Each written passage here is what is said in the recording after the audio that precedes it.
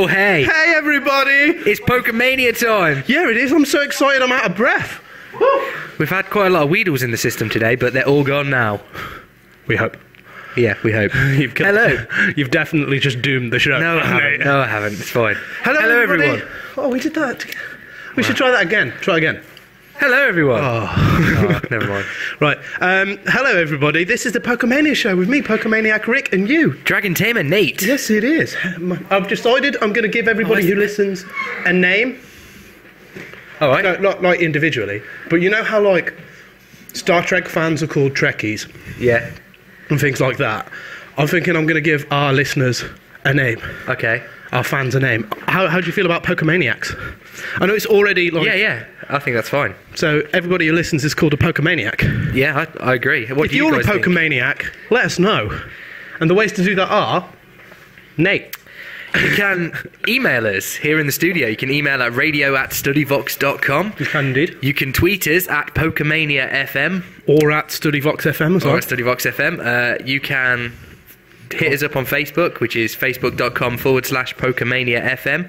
Or you can head over to our very own website, www.pokemaniafm.com. And we've got like a forum there and everything, so you can chat to us through that. And let us know if you're a Pokemaniac, because I'm a Pokemaniac. I'm a Pokemaniac. Name, I'm definitely a Pokemaniac. And a Dragon Tamer. Yeah, definitely. Two things. You have two specialisations. It's wicked. If you're wondering why I'm out of breath, it's because we all got ready for the show. We're all sat down ready, and then I forgot that I hadn't put Pokemon around the room. Oh, so sprinted out, found the Pokemon, came in, lobbed them about the place. A big Pokemon explosion.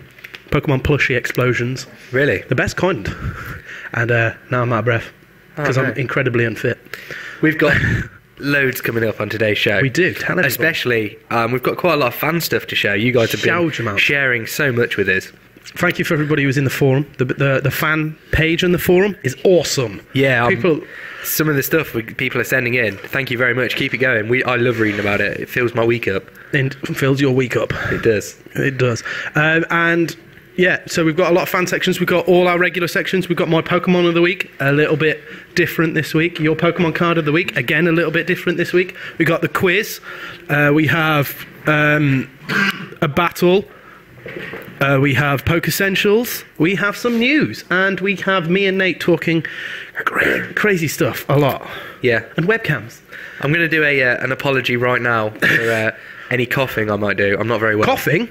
Coughing, yeah. Don't apologise for coughing. No, I won't apologise. I mean actual coughing. As in making noises with your throat. Yeah, there seems to be a bad cold going around, and I think I've got it. Yeah, he does. Well, okay, thanks for letting us know in advance. Fine. So don't turn your volume up really loud in case Nate coughs all over the show. Well, what can I say? If you do, turn your face away. I will do. I'm obviously not going to cough down the mic. Or try and make it into a Pokemon Coughing. voice. Yeah, do that. Okay. If you can actually cough the word coughing, Alright. I'll give you a high five. Okay. And one extra point in today's quiz. Now, but next time I need to cough, I'll do it. I'll give it a go. And an extra point in today's quiz. Okay. How about that? Yeah. So let's tell everybody about our competitions. Yes. For any new listeners, every week we run 2 competitions that run until next week's show. Next week's show. Where you have the opportunity to win a booster pack containing 10 official trading card game cards from the latest series, Plasma Storm. Excuse me. The competitions this week, the first one is Who's That Pokemon?, in which we take a silhouette of a Pokemon and we want you to guess what that Pokemon is. I think it's quite an easy one this week. Do you? Yeah. And I think everyone listening will agree with me. All our Pokemaniacs. Here we go. This is Who's That Pokemon? Who is that Pokemon? Well, it's Speedrill. Well, yeah, it's obviously Beedrill. So if you know who that Pokemon is, I'm sure you do, then what you need to do is get in touch with us the ways we've already described, via Twitter, Facebook. Go onto our website. You can put all your answers on there, put your name with it if you're emailing and things like that. And all those correct answers will be put in a hat. Wait until I find the hat. Oh, is it this new Pikachu hat? The ceremonial... Here you go, you can show it on your webcam. The ceremonial Pikachu fixing hat. Kind of like the sorting hat from Harry Potter, but I'm going to say it, cooler. Definitely. And we'll put all the names in that. Lots of names can go in that. And we'll draw them out. And the winner will win what, Nate? Well, if you win Who's That Pokemon, you will win a booster pack of 10 cards, and you'll also win whatever that Pokemon is, the card of that card. The card of that Pokemon, sorry. Card of that card? Card of that card? No, the card of that Pokemon. Yes, you will, and what a Pokemon card it is. Yeah, it is one that we're giving away. Not if that's a clue. Hopefully, maybe it's a clue, I don't know. Maybe it's a good one. Maybe you wouldn't know which Pokemon that is, but then you're like, oh, so it's a good card. That narrows it down to these. Yeah, could do. Could be. You could be that awesome. Should we do our caption contest as well? We should. Yeah, this is where we take an image from a Pokemon episode, a screenshot, if you will, and we want you to come up with your own caption, creative or comedic captions. Throw some Pokemon knowledge in there. It's always good. People have been doing that. People have been dropping some Pokemon knowledge bombs. It's really good. Most notably, we will say at the end of the show, because there's been some good ones. Yes, winners from last week's we'll be announcing at the end of the show. So stay tuned. So this is this week's caption contest. Now, this caption is themed for the theme of the show, which we will get into later. Yeah, we can do that in a minute. But look what's happening there. There's definitely something going on. I don't know, but Ash is holding Pikachu. If you're listening only, what's happening is Ash is holding Pikachu in one arm, and with the other arm he's touching a Pokeball that Professor Oak is holding. Where Professor Oak is holding that is neither here nor there. Don't focus on that. And both the pair are being shocked. And, well, there's some interesting faces. Wow. It definitely looks like something's going on there. So if you have a funny caption, please either get in touch with it. You can either tweet it at us, you can email it to us, you can go on Facebook. What people have been doing is taking the photo and then adding it in some form of Paint or Photoshop. I don't know how they do it. They're geniuses to me. Yeah. And then sending them back to us, which is awesome.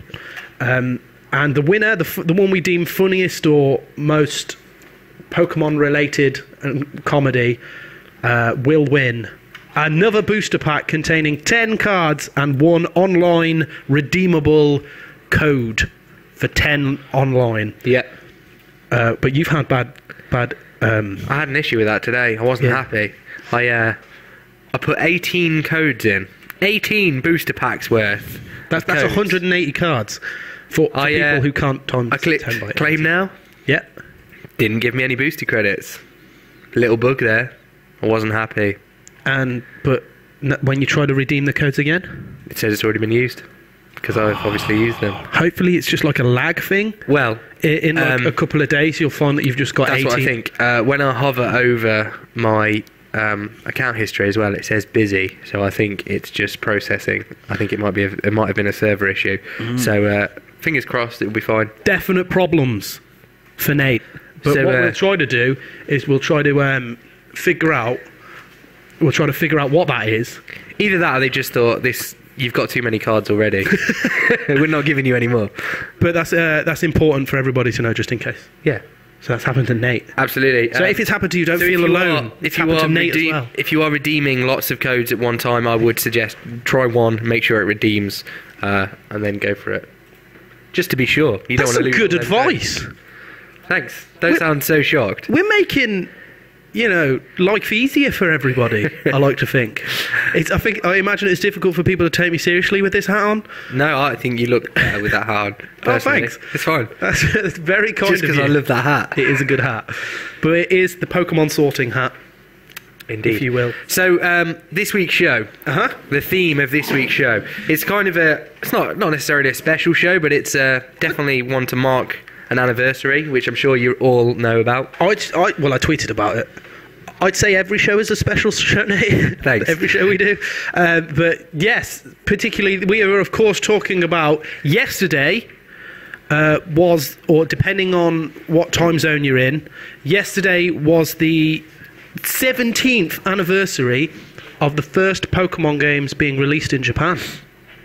Really? 27th of February 1996, Pokemon Red and Pokemon Green were launched in Japan.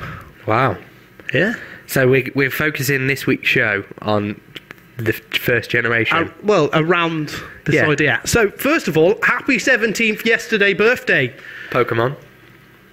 Yeah, those were the right words, just not necessarily the right order.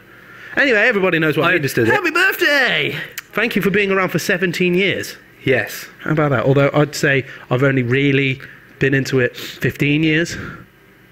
Oh, see, as soon as I was born, I was playing the card game, so... They didn't exist when you were born. Oh, okay. Well...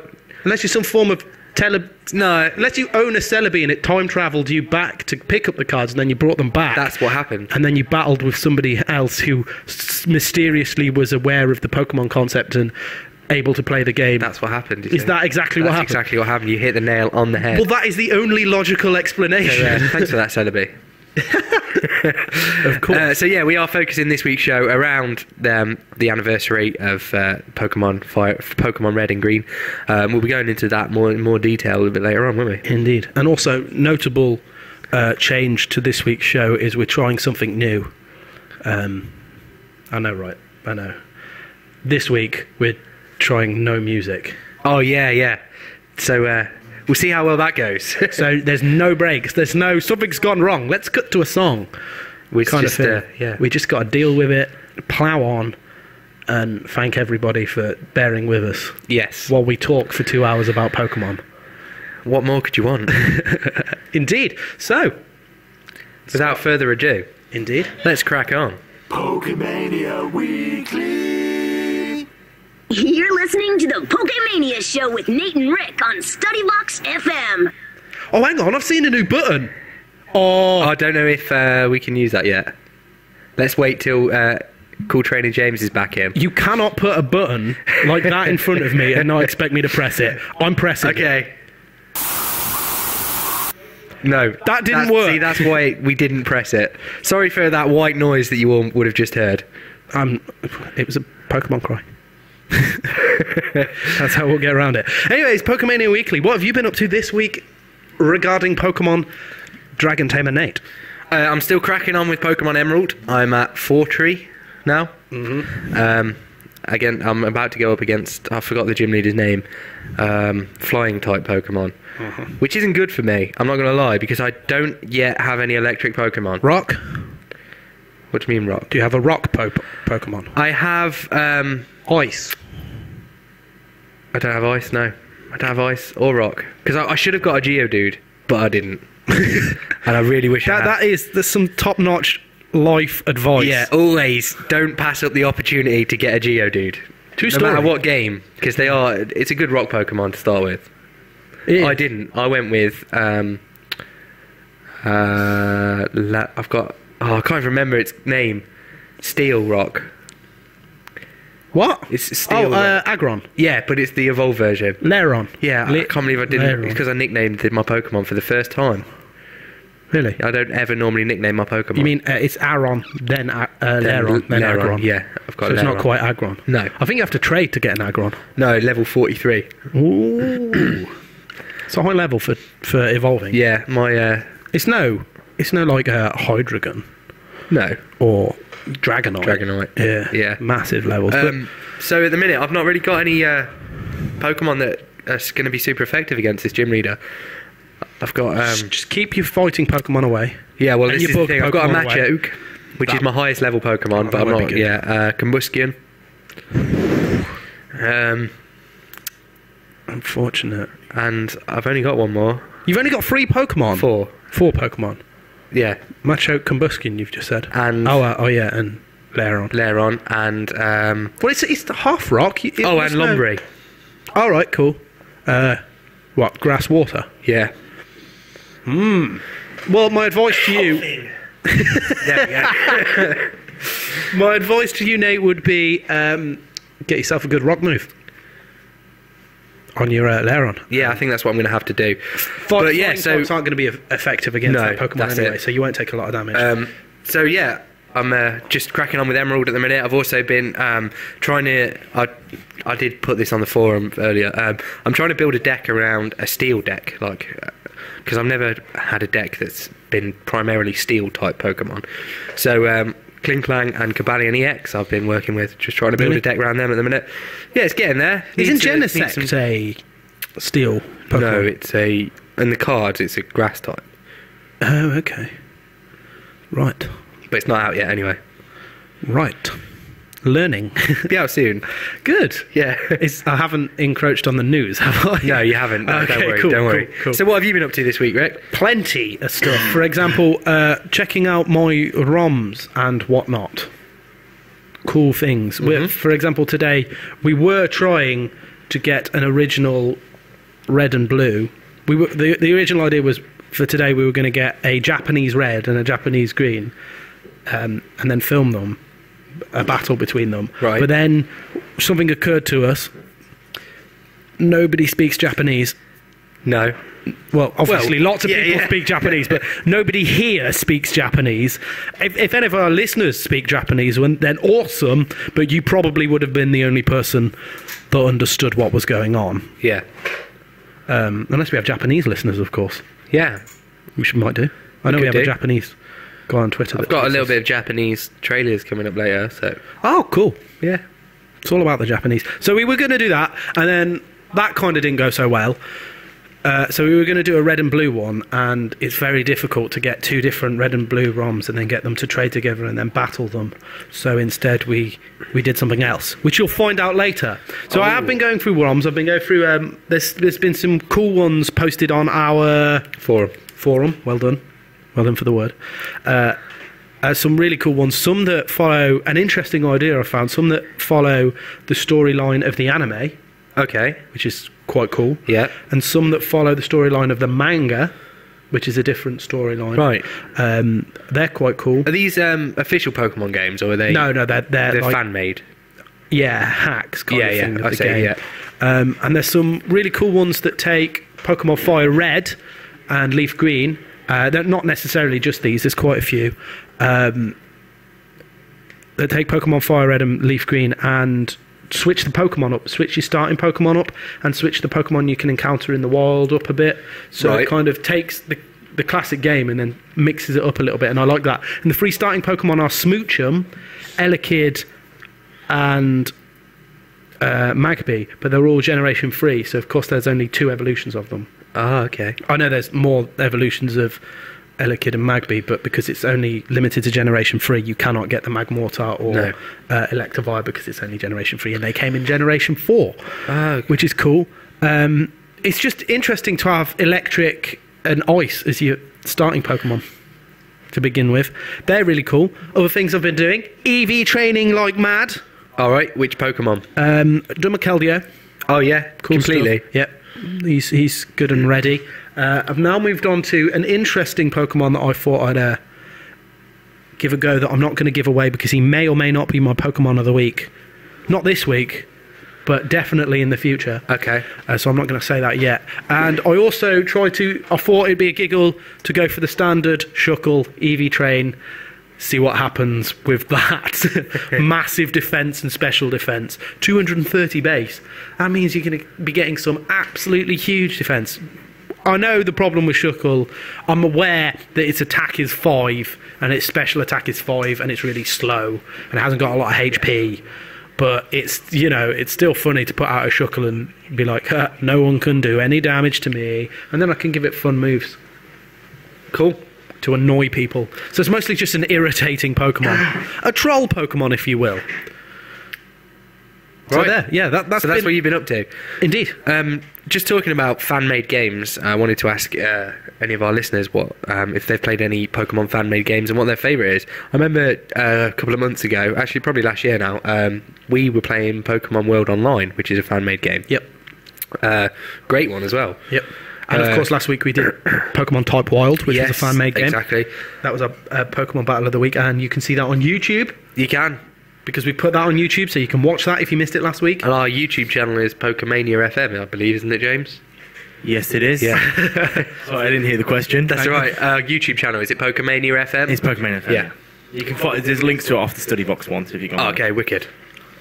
So yes, you can do that. Sorry, carry on with your Pokemon World Online. Yeah, I was just saying, if you guys haven't heard of this Pokemon World Online, it's a fan-made game in which it's the Johto and Kanto region, I believe. No, it's the Johto. No, it's the Kanto and Hoenn.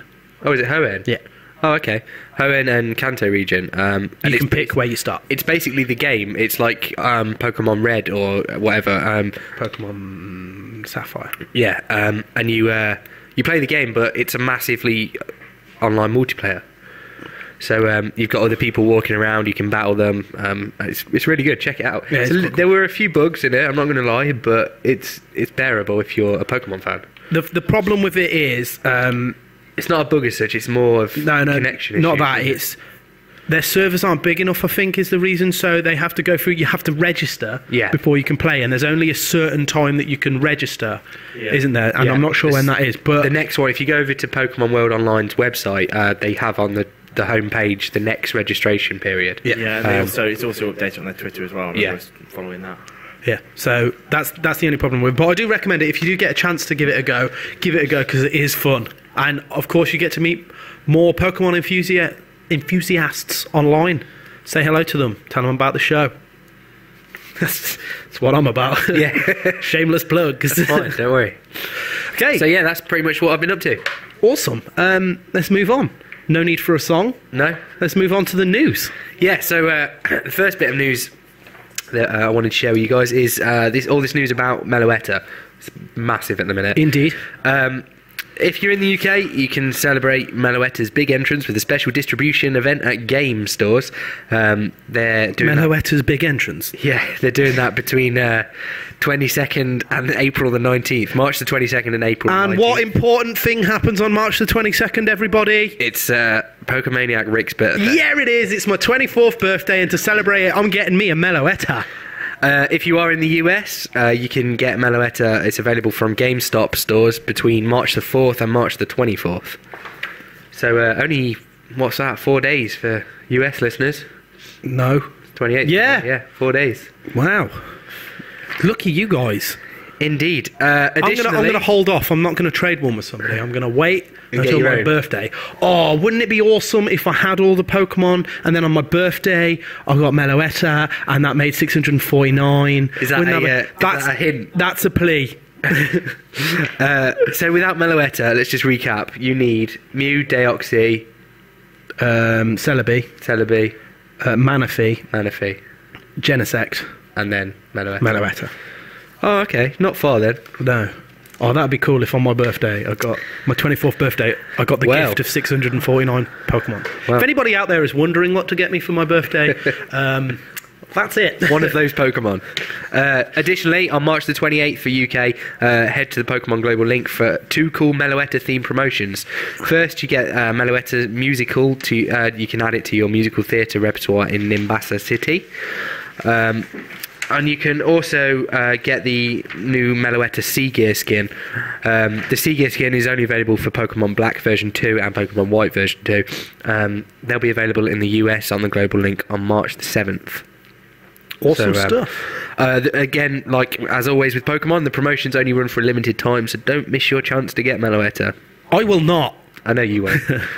So yeah, they're the dates for all this Meloetta news that's kicking around. Yeah, indeed. Can't wait. So, second piece of news is, if you haven't picked up the Pokédex for iOS yet, now is your chance. That's what I've been told anyway. Yes, it's a discounted price at the minute. Yeah, get the awesome Pokédex for iOS app for a discounted price from now until March the 12th. So if you've not got long, 2 weeks, just under 2 weeks. Plus, you can purchase additional Pokédex data per region during the same period, also for a discount. The discounted price for the additional region data will be available for everyone if you've already purchased Pokédex for iOS. So even if you've already purchased Pokédex for iOS, so go and check out the App Store now to get your Pokédex. How we've done that, haven't we, guys? We've already got it with every Pokemon. How? Yes. Rate that, James. Tell the listeners how good it is, whether they should go out and get it for a discounted price. You should definitely go out and get it for discounted price. The only thing I would say is if you have a 3DS and you already have the Pokédex 3D, it's pretty similar. The only difference is the iOS version doesn't actually say the Pokemon. That's the major difference. But you can still do everything and view the 3D models, but you don't have the AR codes as well that you get on the 3DS. But I would say that if you have got a 3DS and you only got the one that you play Pokemon on, you can't view your Pokédex 3D and play the game at the same time. So if you do have an iOS device and you have the Pokédex, you could always have them both at the same time. That's what I do. That is some excellent advice. Well done, guys. You guys are on it today. I've just shamelessly plugged my birthday. That's fine. So Real Masinga tweeted in saying shameless birthday plug. wow. So Wavelength. yeah. Oh, come on. It's my birthday. Be nice. Well, not yet, but... In other news, a commercial for the Black and White 9 Megalo Cannon, which is the next, it's not the next, it's the next but one expansion of the trading card game. They released some images revealing new Pokemon that are going to be included in this. They are just firing out the expansion. Oh, I know. Revealing Octillery, Electric, Porygon, Porygon 2, Escavalier, and 2 new A-Spec cards called G-Scope and G-Booster. They are for Genesect EX's use. I was going to say, what does the G stand for? Is it Gary? Genesect, yeah. Gary. I did want to just show you guys these A-Spec cards because they are pretty awesome. The first one is G-Booster. I'll put an image on the webcam for you guys now. That's an image of it. Sorry about the quality. There aren't many images of this knocking around at the minute. Now, I've got a translation here. It's a Pokemon tool card. And what it does is, if this card is attached to Genesect EX, it gains the following attack for 2 grass energies and 1 colourless energy. G-Booster. 200 damage. What? Discard 2 energy cards attached to this Pokemon. This attack is not affected by effects on the defending Pokemon. So that is just a straight out 200 damage attack. That's massive. Nothing is taking that. Well, unless you've got a Black Urim EX with the A-Spec card that gives it 300 HP. Not many Pokemon will be able to withstand that. That's the big. That's the first one. Methinks that there's going to be a lot of Genesect decks being made. Yeah. This is the second one, which is the G-Scope. And again, it's a Pokemon tool card. If this card is attached to Genesect EX, it gains the following attack. For 2 grass energies and 1 colourless, again, G-Scope. This attack does 100 damage to one of your opponent's bench Pokemon. So, it says don't apply weakness and resistance for bench Pokemon. So again... 100 damage to a bench Pokemon is insane. Yeah, so any of those energizers that I spoke of in the past, like Electric... I suppose they are A-Spec cards, though, and the thing you're only allowed 1 in your deck, yeah. So... Yeah, and there's no guarantee that you're going to pull it out at the right time, that you've got your Genesect out. However, there are trading cards that allow you to search for a Pokemon tool card in your deck, which both these are. They're A-Spec, but they're Pokemon tool cards, so you can up your chances of getting them. It's a good one, especially because Genesect EX is a basic Pokemon, so it is one to watch, definitely. Interesting stuff, Nate. And that's from the Megalo Cannon expansion that we don't have a date for yet, but should be out soon in Japan because they're showing trailers for it now. Megalo Cannon. I'm assuming something to do with the cannon that Genesect has on it. I think that's exactly what it is. is. What does megalo mean? Just means like... Megalo! It's like really close to the ground. Yeah, it's like... it's mega, but low. Yeah, cool. That's translating for everybody right there. Yep. Okay, moving on. Now it's time for our next section, am I right? Yes. We're doing something a bit different this one. Normally, I suppose you could call this the Poke Essentials section, although it's extended a little bit. Yeah. Okay. Yeah, okay. Yeah. So what we're going to do, Rick? Well, I can't remember. You're the one who decided on this. We're going to take a look back now. We're going to go through the game, obviously because it's the anniversary. We're going to go through the Pokemon games. When they were released. Yeah, exactly. When they were released, the Virgin mascots, and we're just going to have a little chat about them. It's going to be nostalgic. I'm really looking forward to it. Yeah. Because I've got a lot of information about things like this. So, as we've already said, the first Pokemon game, Red and Green, came out in Japan 27th of February 1996. Obviously it was awesome. Everybody loved it. That goes without saying. I just want to quickly say as well, if you guys have anything to share while we're talking about these games, please do on Twitter or whatever, and we'll share it with everyone else. Indeed. A little known thing that I wasn't hugely aware of, they also released Blue. I thought Blue was just an English, like the English version of green. Yeah. That's what I thought it was well. But no, the Japanese also released blue afterwards. I can't remember when did they release blue. It was afterwards with slightly updated graphics. Right. But it was still released before red and blue were released over here. And then they released yellow as well. But they released blue with a different version mascot and things like that. Yeah. Blastoise, I imagine. I'm going to go with yeah.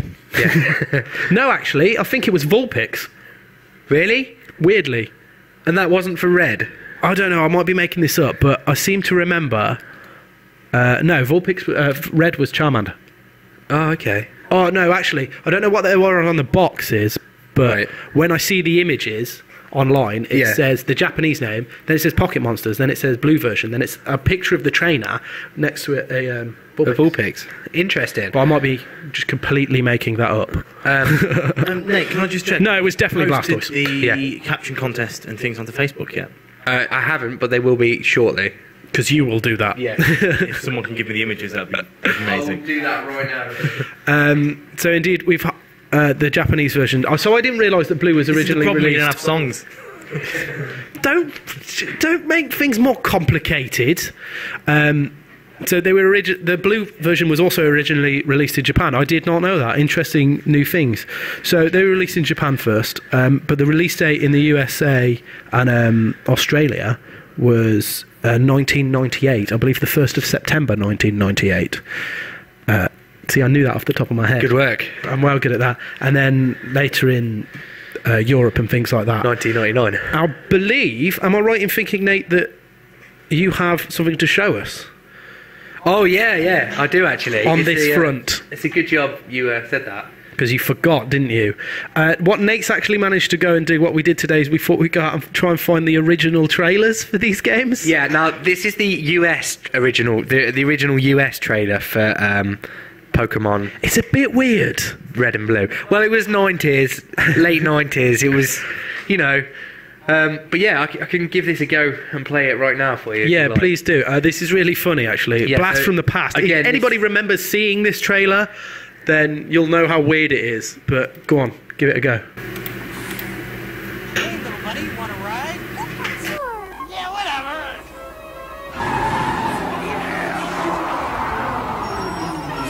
I'll be right back. Where can you catch all 150 Pokemon? On your Game Boy, that's where. Pokemon for Game Boy is here. With both packs, you can catch them all. Games and systems sold separately. Okay. So, yeah. That's the original trailer for the... That's the US original US trailer, yeah. Red and blue.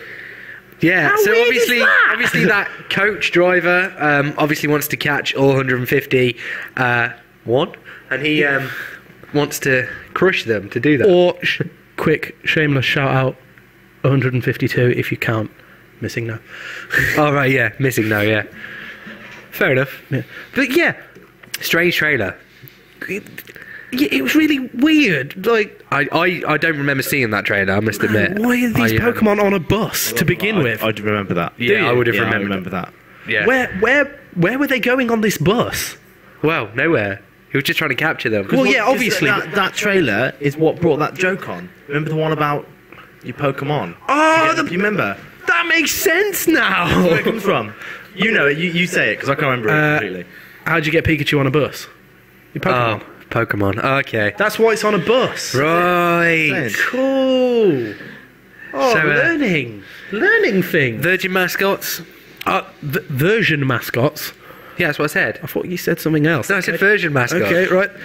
So obviously the version mascots were Charizard, Blastoise and Venusaur. Charizard, of course, being red, Blastoise being blue, Venusaur being green. And then later, the special Pikachu edition of Yellow was released, and surprise, surprise, the version mascot was the hugely popular in the anime and the game Pikachu.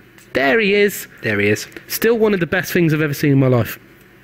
That just makes me happy looking at that cover. Was one of my favourites Pokemon games, Yellow.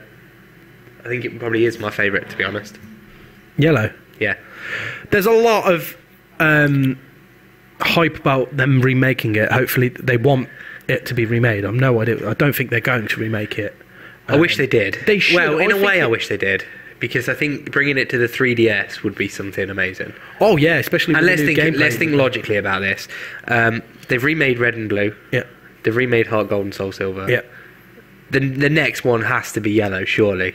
They've got to at least, I reckon after X and Y, we'll be seeing a remake of Yellow. I don't think so. Prediction. Forgive me, but because they're starting a new... They're evolving the game. Let's use the term evolve. They're evolving the game in the way that gameplay is going to be completely different. Yeah. It's going to be 3D. There's battling is going to look different. They don't think they can remake Yellow and keep everybody happy, because what would they do? They'd remake Yellow and go back to the old style of gameplay, or would they completely update it? Wow. And if they did that, obviously some people out there would be like, what? This isn't the Pokemon Yellow I know. Hardcore fans would want the original Pokemon Yellow. See, that's why I don't think they'll do it. Ryan Maloney actually emailed Nintendo about remaking it. Did you hear anything back from them at all? That's dedication. That is dedication. Thank you for doing that. On behalf of everyone. Yeah, it needs... In fact, that's what we should do. Everybody who listens to the show should email Nintendo saying, are you going to remake Pokemon Yellow? Come on. See, if they did remake it, would you want them to keep the original format, or would you want them to bring it into the 3D world? I don't know. See, I haven't sure. seen the new 3D world yet. True. I'll be able to give a more... what do you guys think? Would you want them to remake Yellow in a 3D way, or keep it true to the original? I want to see what they're going to do with the new games, pass my judgment on that, and then make an informed decision in that respect. Fair enough. But so cool stuff. Yellow was released in 1998 in Japan, September the 12th. Later on in 1999 in USA and Australia, and then released in EU in 2000, June the 16th. I remember that coming out, it was awesome. And these are all under the banner of Generation 1 games, the first generation games. Also, something I wanted to share real quickly is Generation 1 was those 4 games. Blue, red, green, yellow. And yellow, yeah. Are considered Generation 1. There are also other games that are considered in the Generation 1 bracket. How about that? Really? Yep. Pokemon Stadium. Okay. And the Pokemon Stadium that was released in Japan. Yep. Pokemon Pinball, 1999 release. Pokemon Snap, another 1999 release. Pokemon Puzzle League. This is in the Generation 1 also. The anime, the first 2 seasons, Indigo League and Orange Island, were Generation 1 or Generation 1 Pokemon, with the exception of Togepi and Ho-Oh. Okay. Obviously, everyone knows about that. Yeah, yeah. And then with the TCG, you'd love. Yep. You had Generation 1, you had the base set, Jungle, Fossil, Team Rocket, Gym Heroes, and Team Gym Challenge. All those expansions under the Generation 1 banner. So it's not just the 4 games... The 4 important games that we're talking about there. There were many other awesome... The six important trading card game releases. Oh, be quiet, Nate. We just had a few tweets in here. Luke and Genga saying they should make a Pokemania version, which you should travel the world as Nate or Rick, capture Diglett, and Lopunny as the champion. Right, wait, don't say it. Rick's face when you were reading that. Rick was so happy about that comment. To be made into a tiny... pixelated version of myself that roamed around. Oh, hang on! I've just read the Lopunny bit. Yeah, yeah, okay. Yeah, Nate likes it now. No, I don't. Because you couldn't then pick Nate and then defeat the champion because there'd be a conflict there. A love interest. But we've also had a few from Ryan Maloney saying, "Let's start this," and he's put hashtag remake Pokemon Yellow. Yes, so everyone hashtag yes. And let them notice that we're hashtag Pokemon Yellow. Yeah, hashtag remake Pokemon Yellow. Let's just everyone hashtag it and let's make them notice. Agreed. Let's do that now. Do that, James. I'll do it. James right now. is doing it right now. He's doing it for our official Pokemania. So that was Generation 1 we're talking about. Everybody knows Generation 1. I'm not going to go through some of the... Okay, I'm going to do... If I say... You have to say a Pokemon straight after Generation 1. Charizard. Oh, okay. You were hoping for Mewtwo, weren't you? Yeah, that's what I always go to. No, Charizard. Straight first thing that came to my question for everyone listening. Your favourite Generation 1 Pokemon? Let us know right now. Do it. It'll be interesting to see. I imagine there's going to be quite a few Charizards. Yes. And quite a few Pikachus, actually. Yeah. I know Eevee is a lot of some people's favourite. Mostly girls, I'll admit, but that's fine. And then after that, we had, of course, after the massive success of Generation 1, Game Freak's actually intended finishing... They wanted to finish straight after these next games, so the Generation 2. Yeah. So Gold and Silver, of course, they first came out in Japan in 1999, which is interesting because Gold and Silver first came out in Japan very, very close, very close after Red and Blue first came out in the EU. Yeah. So the Japanese have always been massively ahead on this. Something that they're only just sorting out now. Well, but we'll see. That's what was going on. So, of course, we had Gold and Silver for the Game Boy Color. Yeah, remember them? There's a picture of the box. Oh, still awesome. And then, obviously, we have the version mascots of them as Ho-Oh and Lugia. That didn't come out in the EU until April the 6th, 2001. Would you like to see a trailer for this? I'd love to. Where are you getting these You're a hero right now. Trailer one off. I do have a Gold and Silver trailer. This is a US trailer as well. Here we go. You've conquered red. You've mastered blue. You've triumphed over yellow. You've caught them all. And now you're ready for the next step. Welcome to the world of Pokemon Gold and Silver. Tons of new Pokemon, new adventures, and worlds to explore. New badges to collect. So you've got to ask yourself, have you got what it takes? Pokemon Gold and Silver, ready to eat for everyone. Gotta catch them all. Whoa! Wow. That's cool. I like how when he leaves the academy, there's just an animated Professor Oak waving. Did you notice that? Yeah, I did. I love the fact that in the advert, the kid is riding Lugia. Yeah. Some serious work right there. Some stuff. Also, I reckon that's Roger Parsons doing the... Oh, it does sound like him, doesn't it? It sounds a lot like... Roger Parsons, of course, the gentleman we interviewed last week, who was the voice of the narrator on Pokemon. Good time. Everyone getting on this remake Pokemon Yellow. Hashtag remake Pokemon Yellow. Quite a few people doing it already. Good work. Keep it up. Well done. I'm going to do that as well. On your own personal Twitter? Yes, on my own personal Twitter. And Pokemania's. Nate loves Lopenny at twitter.com. That's definitely not my Twitter. Oh, talking of which, Mew followed us in the week, so thanks for following us, Mew. Woo! That deserves a high five. So yeah, that trailer was a bit strange, but good. Not as strange as the first one. And after that we had, of course, Pokemon Crystal being released on the Game Boy Color in Japan in December the 14th, 2000. In the USA, 2001. In the EU 2001 as well, and the version mascot of that is Suicune. Now, have you played Crystal? I haven't played Crystal, no. Yeah. There's a picture of the cover for you. Suicune is a version mascot right there, which is weird because it's not actually that weird because most of the rest of them are then legendary Pokemons after that, aren't they? So this one was the first generation that started the legendary Pokemon being generation mascots. Yeah. Because Red was Charizard, that's not legendary, and then Pikachu and things like that. I do have a trailer for this one as well. If you well, we have to look at the trailers. If we're looking at the... we do! This is amazing! Here's the Crystal trailer for you guys. Here it is, guys. Think you can unlock the mystery of the unknown? What do you think those strange markings mean? Just help me push. You can enter the world of Pokemon Crystal, the latest adventure from Johto with an all-new Pokédex. Pokemon Crystal, gotta catch 'em all.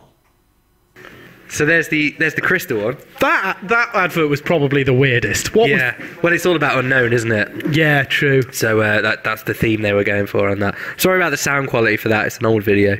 Oh, but still, it's cool. Yeah, you can find these. You can find some of these on YouTube and things like that. Can't you? Yeah. These trailers. On Pokemon as well.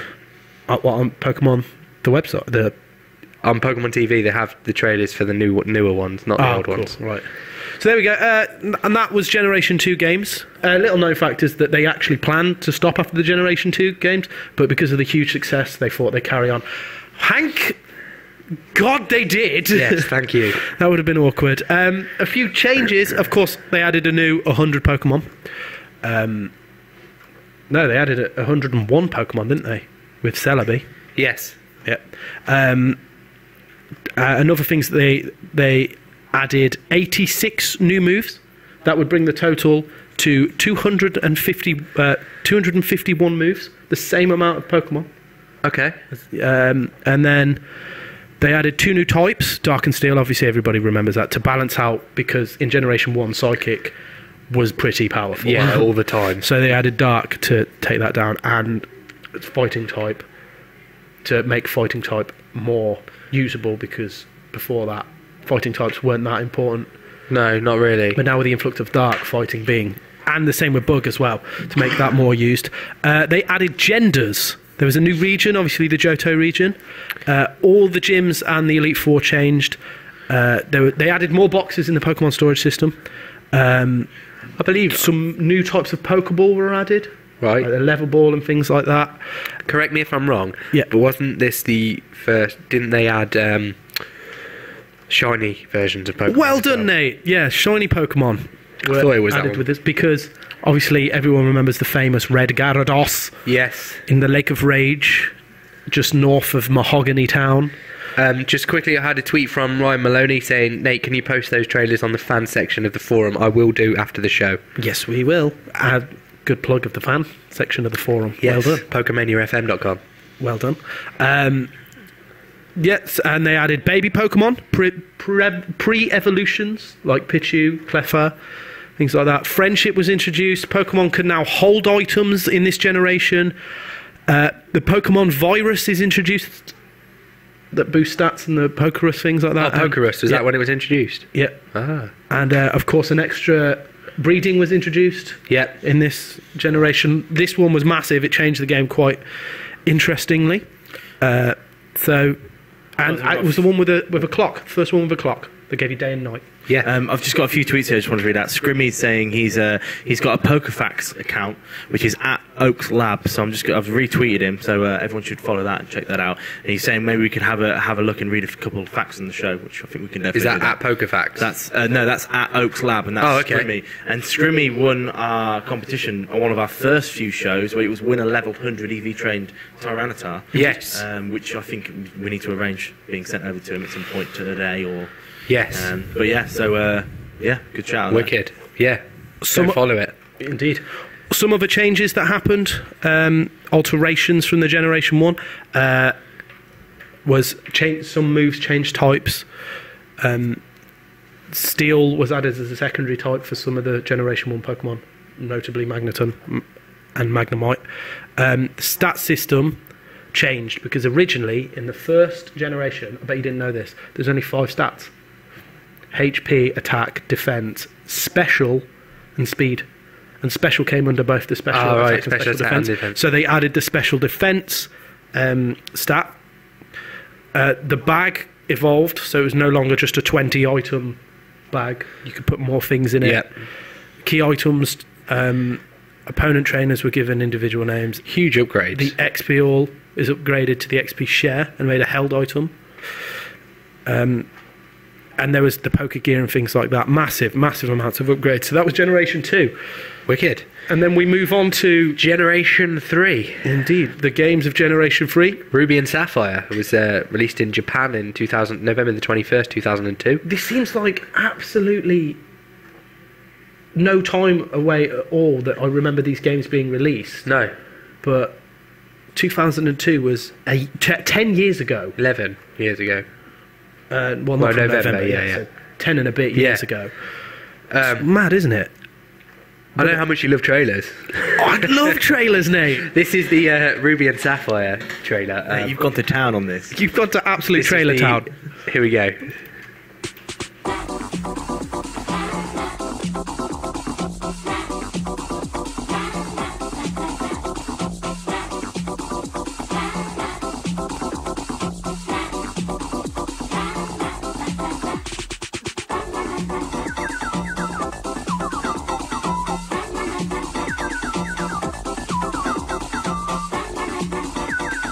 Pokemon Ruby and Pokemon Sapphire. Only for Game Boy Advance. Rated E for everyone. Look at that. Yeah, there we go. We did crop up halfway through that trailer. We weren't in the original trailer. No, we weren't in the trailer. Just pointing that out. It was just a slight webcam mistake. Although that would have been cool. So that's a strange advert. Trying to match people looking like their Pokemon. I like it. I like it as a concept. I think that's really cool. That's my favourite trailer so far. Okay, well, we've got more to come. Yes! Of course, the version mascots of Ruby and Sapphire would be... what? Groudon, and the dolphin Pokemon Kyogre. And the whale Pokemon Kyogre. Dolphin. Killer whale Pokemon Dolphin. Kyogre. Killer whale Pokemon. If you Google dolphin Pokemon, it comes up with Kyogre. If you Google killer whale Pokemon, it comes up with Kyogre. Then we're both right.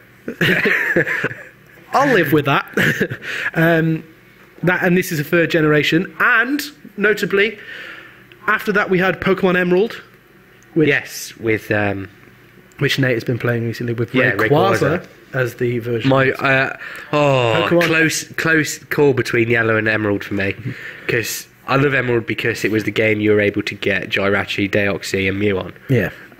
Well, you could get Mew on the on Red and original Blue. Red? Yeah. I didn't know that. Of course you could. Of course you could get a Mew. There was an event for it. Oh, I did not know that. Yeah, there was an event for Mew because otherwise they would have released a Pokemon that nobody could have got. Well, in red and blue, wouldn't they? Well, yeah, okay, maybe. So you could get it, but this was the one because obviously now you have your advanced games. Yeah. This is what most people would have got Mew on, so they could transfer it higher because you can't transfer from the original Red and Blue, no, to get your Mew across.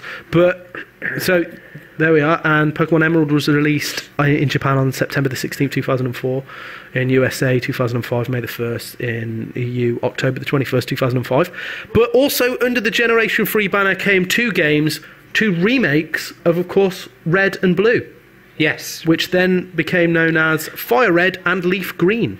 Yeah, this was a good game actually. I've probably played Fire Red more than I played the original Red.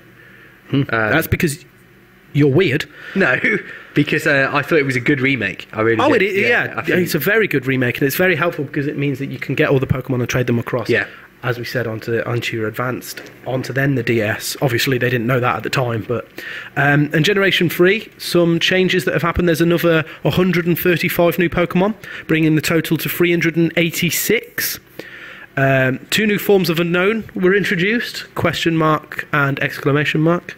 103 new moves, bringing the total to 354. No types added, and there hasn't been since, but there was more abilities, 77 different abilities. Pokemon storage system had changed. Lots of things have changed. Brand new region, Hoenn, with new gym leaders and Elite Four. 7 new Pokeball variants were found. And there's a new villainous team called Team Aqua and Team Magma, depending on which of the versions you were playing. Which one was this? Ruby and Sapphire. Oh, right, sorry. I thought you were talking about Fire Red for a minute then. Weather conditions were introduced. Double battles were introduced. Now that's fun, where 2 Pokemon battle alongside another 2 Pokemon. Yeah, this was the first time they'd introduced that, wasn't it? Yeah. All that kind of thing. They completely overhauled the berry system, introduced in Generation 2. And they updated all the graphics with like sprites and things like that. Really cool. An image of the box is on your webcam now. So yeah, it's a good game. Generation 3. We will... Favourite Generation 3 Pokemon? I'm going to have to go... I want to go with Aggron. Really? Yeah, I think he's cool. Oh, okay, fair enough. Thinking about it now, though, Sceptile looks awesome. Yeah. Blaziken's a cool Pokemon. Very cool. Use Blaziken quite a bit. Rayquaza's cool. Yep, Rayquaza's my favourite. And I'm a complete and utter idiot because everybody knows what my favourite Gen 3 Pokemon is. Do I have to tell everybody? Wailord. Oh, is it Wailord? Come on, son. Fair enough. What are your guys' favourite Gen 3 Pokemon? Wailord. I know yours. I know, but I'm just saying, everyone's is Wailord. Did somebody say Wailord? Sorry, I love just clicking buttons. Yeah, things that I've done in the past. Yeah. Okay, fair enough. So that's Generation 3. Should we leave it there and then come back to this at a later stage? Yes, we can do. Or carry on straight through, because we're now getting on in our show and we have other sections that we need to get out of the way. We're coming up to the quiz. Yes, it's my favourite section. Nearly quiz time, indeed. But as we speak now, we're going to go for this next section, which is Pokemon of the Week. Pokemon of the Week. And my Pokemon of the Week this week is themed, very much themed to the anniversary of Pokemon. Now, we all know what the free version mascots were for the first games of Pokemon. And as a result of that, my Pokemon of the Week is going to be my free Pokemon of the Week. And it's going to be a comparison of the first free version mascots from those games. So, of course, we all know we're talking Venusaur, Charizard, and Blastoise.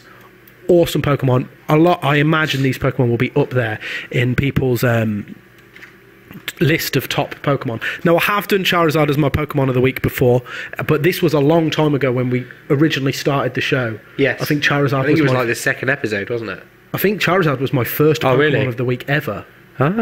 So that's high accolade for Charizard right there. But what I thought I'd do is I'd tell you a little bit about these Pokemon and maybe compare them if you're wondering about which choice to make. Obviously, it all depends on what team you're going to build when you first start, as to where you find you need the type. But let's have a look at the Pokemon and let's have a look at what makes them good and what not. First of all, Venusaur. We all know Venusaur evolves from Bulbasaur at level 16 and then from Ivysaur at level 32. So 32 you can get yourself a Venusaur. I believe that's the lowest level of all of them. The other two evolve at level 36. So if you want your Pokemon that much quicker, Venusaur's the way to go, level 32. Let's have a look at his base stats. HP 80, attack 82, defense 83, speed 80. And for its lowest stats, they're all quite high. Special attack 100 and special defense 100. Now, obviously, in the original Red and Blue games, there was no special defense. It would have just come under special, but that was 100 too.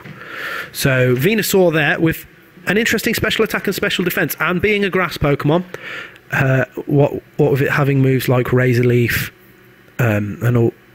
not Razor Leaf. Razor Leaf is the exact opposite of what I wanted to say then. But like Solar Beam... Petal Dance, these are all special moves, so you want your high special attack there.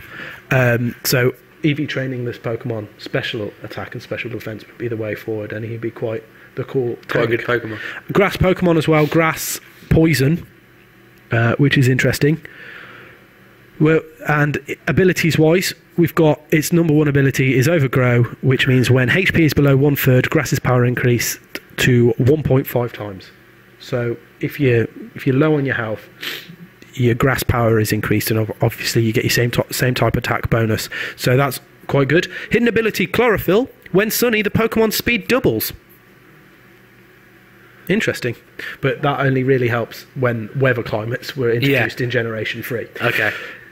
But still, if you're using it in, say, your later games, your Black and White 2, that will be helpful if you can breed with the hidden ability. In comparison, we have Charizard, the fire-flying Pokemon. Evolves from Charmander, level 16, and then Charmeleon at level 36. Fire-flying meaning it's ×4 weak against rock. That's not particularly brilliant. You don't want a ×4 weakness in your Pokemon, but it is Charizard, so we'll let it get away with that because he's awesome. Looking at stats, going down to your HP being at 78, attack 84, defense 78, special defense 85, speed 100, quick one, pretty good, and special attack 109. So he's going to be your quick special attack hard hitter, and with moves like Flamethrower, Fire Spin, Inferno, Heat Wave. These are all special moves. Dragon Rage. For a flying Pokemon, it only learns 2 flying attacks, Air Slash and Wing Attack. This is in Black and White, which you'll still get your same type attack bonus. But Inferno is a really cool move. Basically, it does 100 damage. It's only 50% accurate, which is unfortunate, but it always leaves the target with a burn. So that's cool. Cool. Abilities wise, we're talking Blaze. When HP is below a third, firepower increased to 1.5 times, similar to Venusaur's ability. Hidden power, solar power. During Sunshine, the Pokemon special attack raises to 1.5 times, but HP decreases every turn. Cool, very cool. But it means you've got to know when to use it. And it's quite, that could get you into trouble. Okay. If used incorrectly. So there's Charizard. Cool black shiny sprite. And then, of course, we have Blastoise, water Pokemon, the only version mascot fully evolution that isn't a dual type. It's solidly water, which of course means your electric, your grass are going to be strong against it. But that's only 2 weaknesses, and to only have 2 weaknesses is good. So just electric and grass, stay away from those. Evolved from Squirtle at 16, then from Wartortle at 32. Having a look at his stats now, as you can imagine from the other two, Blastoise is going to be weighted slightly differently in terms of stats. HP 79, attack 83, special attack 85. So they all have very similar base stats, but just swapped which the high one is around. Speed 78, but its pluses begin in defense, which is 100, and special defense, which is 105. So Blastoise really the one that's meant to take the damage out of the 3 of those. So if you wanted someone that could take the damage and then deal out, he looks like a tank. Yeah, well, obviously status inflicting moves. He'd be your guy. Torrent, when HP is below 1/3, water's power is increased by 1.5. Standard, say, very similar to Charizard and Venusaur. Rain Dish is hidden ability. If heavy rain weather is in effect, it recovers 1/16 of its max hit points at the end of the turn. That's cool. So when it's heavy rain, you will recover some health. And of course, I believe I'm right in thinking that it learns Rain Dance. What level? 53. Okay. So that's how you inflict heavy rain, and then you'll be healing yourself. So Blastoise there has a nice healing move. It's cool. If given that hidden ability. There's no point learning if you don't have the hidden ability, really. Some cool moves it has. Hydro Pump being the big one. Special move, 120 damage, 80 accuracy. Hydro Pump is serious. Hydro Pump's one of my favourite moves. Really? If you can have a favourite move, that is. Just quickly, Ryan Maloney tweeted in. He said a technique to use is give Charizard soft sand and teach him Earthquake. He's going to be faster than most rock type, and then he'll be good. Good technique there. Indeed, definitely for taking down the rock Pokemon. But if that backfires, then that rock Pokemon's going to ×4. Well, with a soft sand. Yeah. But again, a very good tactic. I would just take a water Pokemon and switch them out. Yeah. But still, it depends what you've got in your team. That could be a good way of doing it. And people won't expect that. No. So people will be like, oh, Charizard's out, I'll send a rock Pokemon out. Boom. Ha! Take that. Sorted. Yeah, indeed. Good tactic. I like it. So those are the free version mascot Pokemon.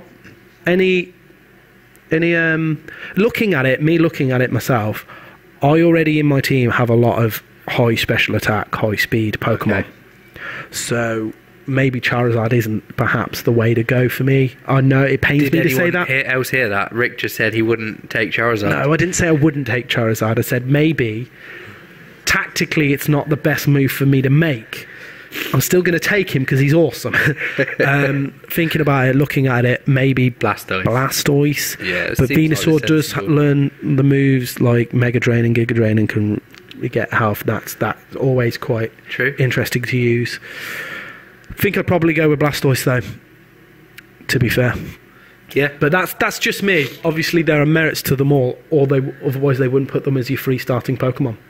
Right. And in terms of the game, Red and Blue, if you start with Venusaur, you've got quite an easy start. Okay. Because you've got your grass Pokemon that will be good against the rock. Yeah. And then your grass Pokemon that will be good against Misty's water. Yeah. And then you can just go and get yourself a Dugtrio from the Diglett cave, and take that and beat Lieutenant Surge. I always started with Charmander, always.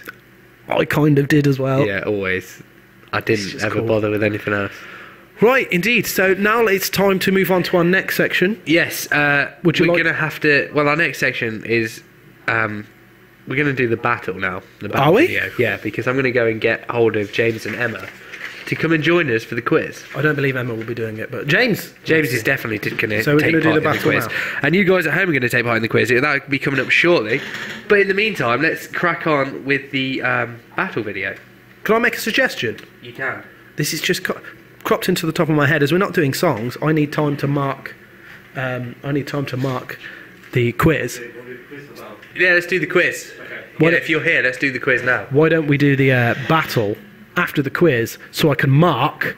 Okay, so you want time and then to when mark. we come back from the battle, I've marked all the answers. Okay, you're determined not to use any music, aren't you, in this show? Okay. It's teacher style, you know what I mean? Right, okay. Yeah, that's fine. Okay, so we'll Fine do the by battle me. next. The battle, sorry. Let's do the quiz. We'll do the quiz. Quiz, of course, everybody can take part at home. All you need to do is tweet in your answers. You don't even need to do... Oh, sorry. It's all right. Press it whenever you're ready. I'll do it in a bit. I'll explain the fine. quiz real quick. You can tweet in. You don't need to do that. You can write your answers down or remember your answers and see how well you did. I've got some. I've done a slightly longer one this week because I thought we might need to fill up time, but that might have backfired. So the quiz, indeed, 15 questions.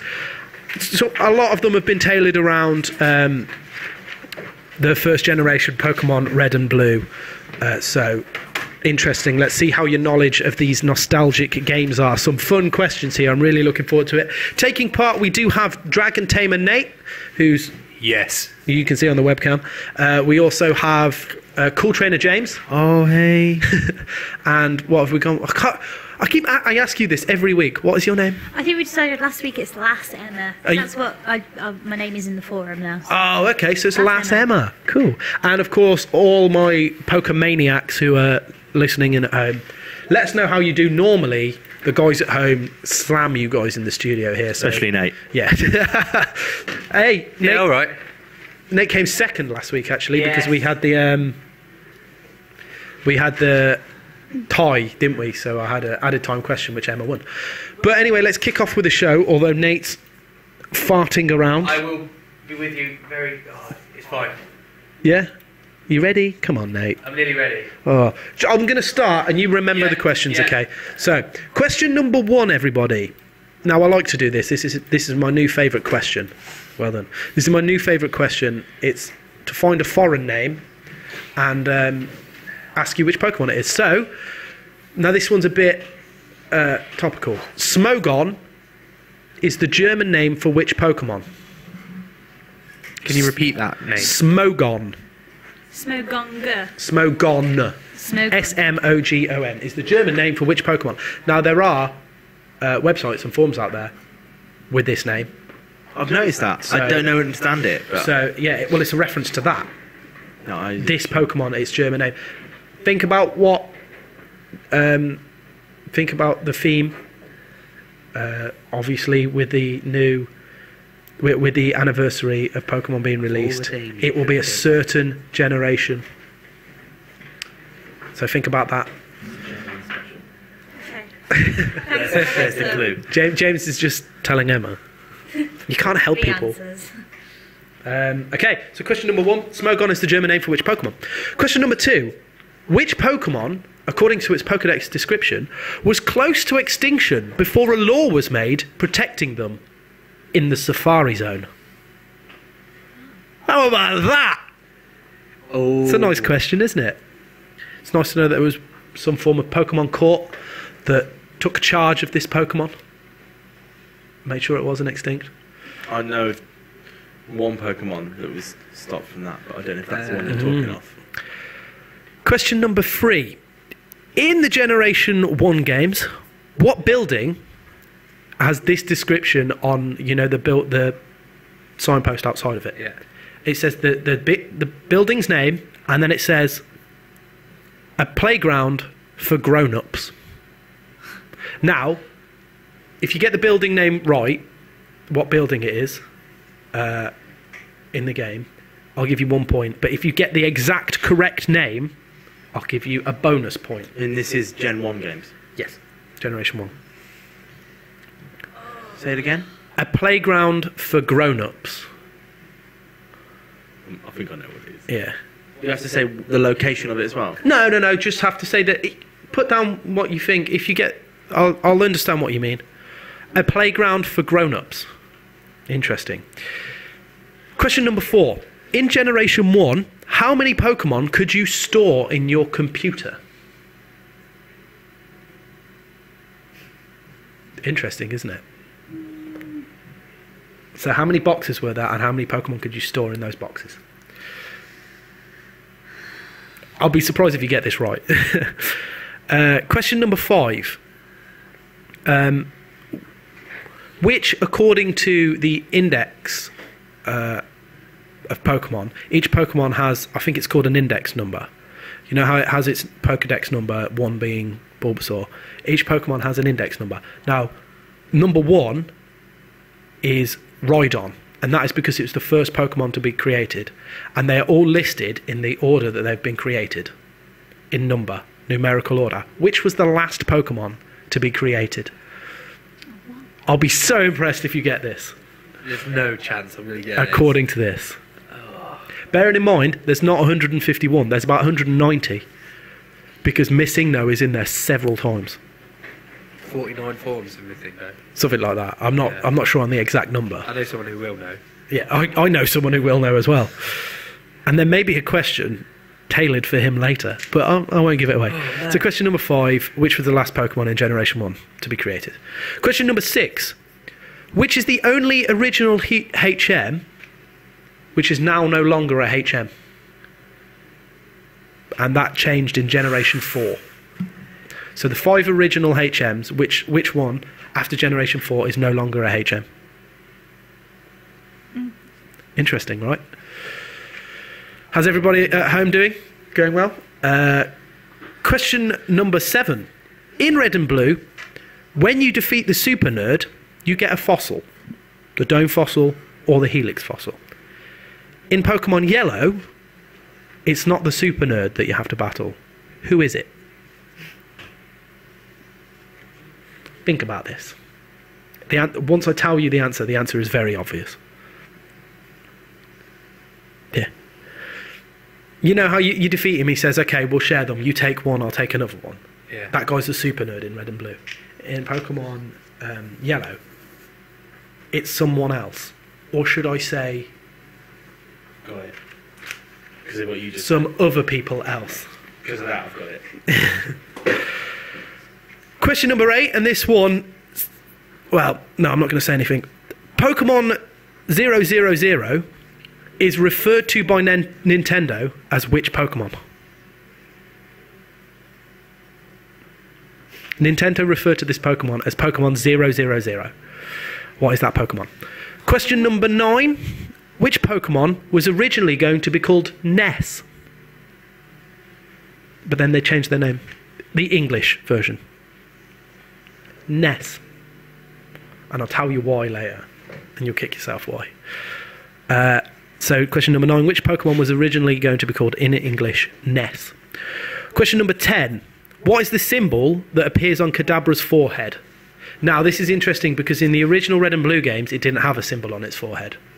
But I mean, on generations onwards, what is the symbol on Kadabra's forehead? You want us to draw it? No, you just name what symbol it is. Oh, okay. Like a square would be a square. Yeah. You can draw it if you want. You should draw it, Nate. Agreed. So, question number 10. What symbol appears on Kadabra's forehead? Question number 11. What is the most abundant type in Generation 1? So... which type do the most amount of Pokemon have? Now this can include dual types. Which type do the most have, or which type is the least? The most. The most type of any one. Yeah.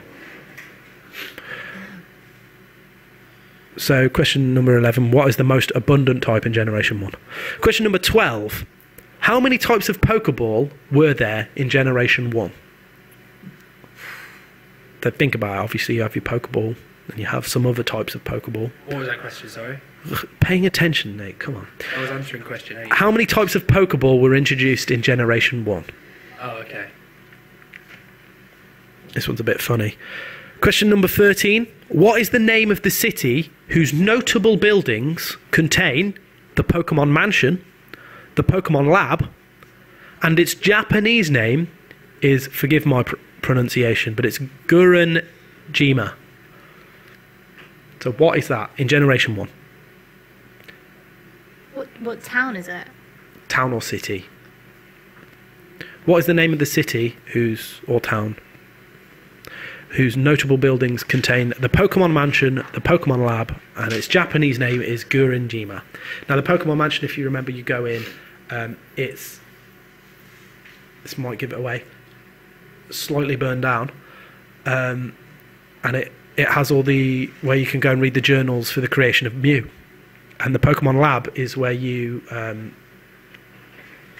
go in, and I think in the original one, that's where you get your fossils done. The only place you can catch Ditto as well, I believe. Pokemon Mansion. No, I'm sure you can catch it in the wild. Don't think so. Ooh, interesting. Interesting. Question number 14. In the Generation 1 games, which city in Kanto is the odd one out? So think of all the cities in Kanto, and which one is the odd one out? You only need to put a city down, but if you can give me the reason why, again, an extra bonus point. It's the odd one out. I know, that's difficult. So just pick a city if you can't think. Just pick a city. I would have gone with the one that I just gave for the previous question. Or town or village or island or whatever. Obviously, there are other reasons, but this is a big reason why it's the odd one out. There are reasons like, maybe Fuchsia City is the odd one out because it's the only one that has a safari zone. No, that's not what I'm looking for. So the fact that one maybe contain ghosts. Yeah, that's not what I'm looking for. But I like your style. It's to do with I'll give you a clue. It's to do with the names of the cities.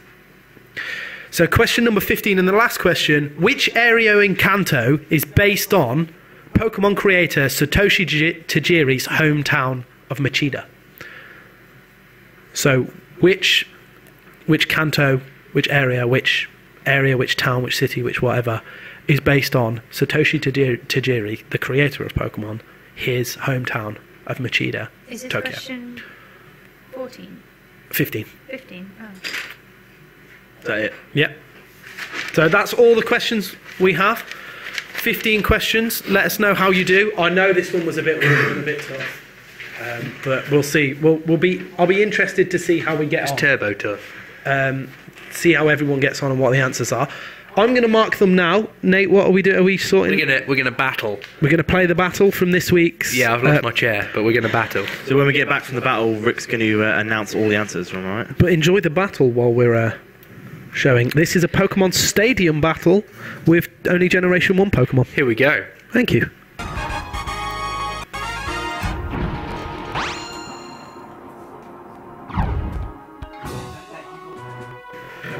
So here we have the Pokemon Stadium battle involving Rick and James. Let's have a look at each trainer's Pokemon. We have Clefable, Hitmonlee, Mr. Mime. That's James' Pokemon. Rick is rocking the Pinsir, the Hitmonchan, standard Rick Pokemon, and I've forgotten. Pinsir, Hitmonchan. What's the other Pokemon I just picked? Why can't I remember this? I don't know, I didn't watch you play it. Let's have a look and find out. So we've got Pinsir and Mr. Mime kicking off here. And I can't see what attacks they're going to go for, obviously, because that would be unfair on the other player. So let's see. Mr. Mime looks awesome there. Oh, withdraw Mr. Mime straight away. It's because of the bug type Pinsir there, which we all know is strong against Psychic. Clefable. Ooh, that was you with the Pokemon, Clefable. No, it wasn't. Oh no, that's James, sorry. So Pinsir and Clefable. Oh, it was Golduck, my other Pokemon. Ice Punch. Did not know that Clefable could learn Ice Punch. If you're going to take a Clefable, you're definitely going to take Metronome and use Metronome. Yeah, all the time. Super effective though there. But he's hit with Recoil. Metronome, and he used Double Team. It increased in evasiveness.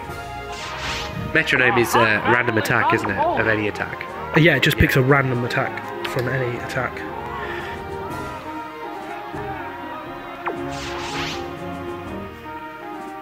Pinsir looks pretty mean in Pokemon Stadium.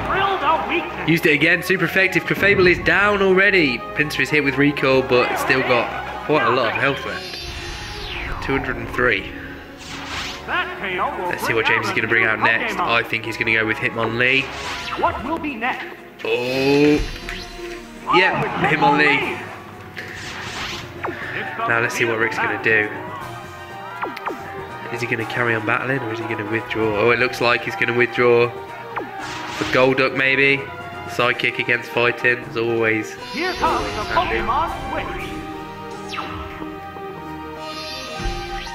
Oh, it's Golduck! Mega Kick. There it goes. Shouldn't be that effective. Oh, it missed as well. What impact will this Pokemon Switch have on the battle? See what Golduck's going to do. They prepare for battle. Probably go with a Psychic attack to try and take that Hitmonlee down. Missed again. That's not going well for Hitmonlee. Confusion, Psychic attack. Oh, it's going to be super effective. Not too much health though. About a quarter. So it would have done more than that. Let's see what he's going to go for this time. Is he going to stick with Confusion, or is he going to maybe use something else? Mega Kick. Missed again. That Hitmonlee's kicks aren't that accurate today. Super effective. Confusion again. Half health for Hitmonlee. Golduck not even touched. I can imagine James was quite annoyed at this point that his kick kept missing. Oh, it's hit. Oh, and it's took half health. Ooh. Super effective again. A hot battle is unfolding. James can get this Mega Kick to hit one more time. Might take Golduck down. Oh, he's done high jump kick. Oh, he's close. Confusion. Looks like Hitmonlee's out. 1 HP. Hitmonlee's hanging in there. It's tight. And obviously, this needed to happen. It's very tight. High jump kick again. Hitmonlee going first. Oh, Golduck's down. Hitmonlee hanging in there with 1 HP. Indeed. Well, at this point, I figured with the Pokemon that I've got, Hitmonlee is out. It needs to be this Pokemon come out right now. Pokemon have been chosen. It had to be done. Yeah, you did. I knew you always take Hitmonchan. Of course I do. Hitmonchan's awesome. She's my girl. Hitmonchan and Hitmonlee. See, I had an issue there because I didn't know whether Hitmonlee, I wasn't 100% certain which one Pokemon was going to be quicker. So I went for counter. And it worked out pretty well. Well, luckily, Hitmonlee only had 1 HP. So. Yeah, but the thing is, if it was quicker, then I would have taken some damage. Yeah, if I was quicker, I would have just taken it down straight away. So I went with counter, thinking that Pokemon was quicker, and I could counter it. And it worked. But Mr. Mime, Psychic Pokemon against the fighting Pokemon, not good. But it's still not looking good for James, though, is it? He's got 1 Pokemon left against my 2. I've still got my Pinsir to come out. Uh-oh, a Psybeam to the face. Not going to be good. Oh, half HP. Ice Punch. What's all this does? Nothing. Hardly anything. Not cool. Both get ready to go. Psybeam. Looks like it could be the end for Hitmonchan. I don't like that. It's super effective and pleasant. Hitmonchan is down.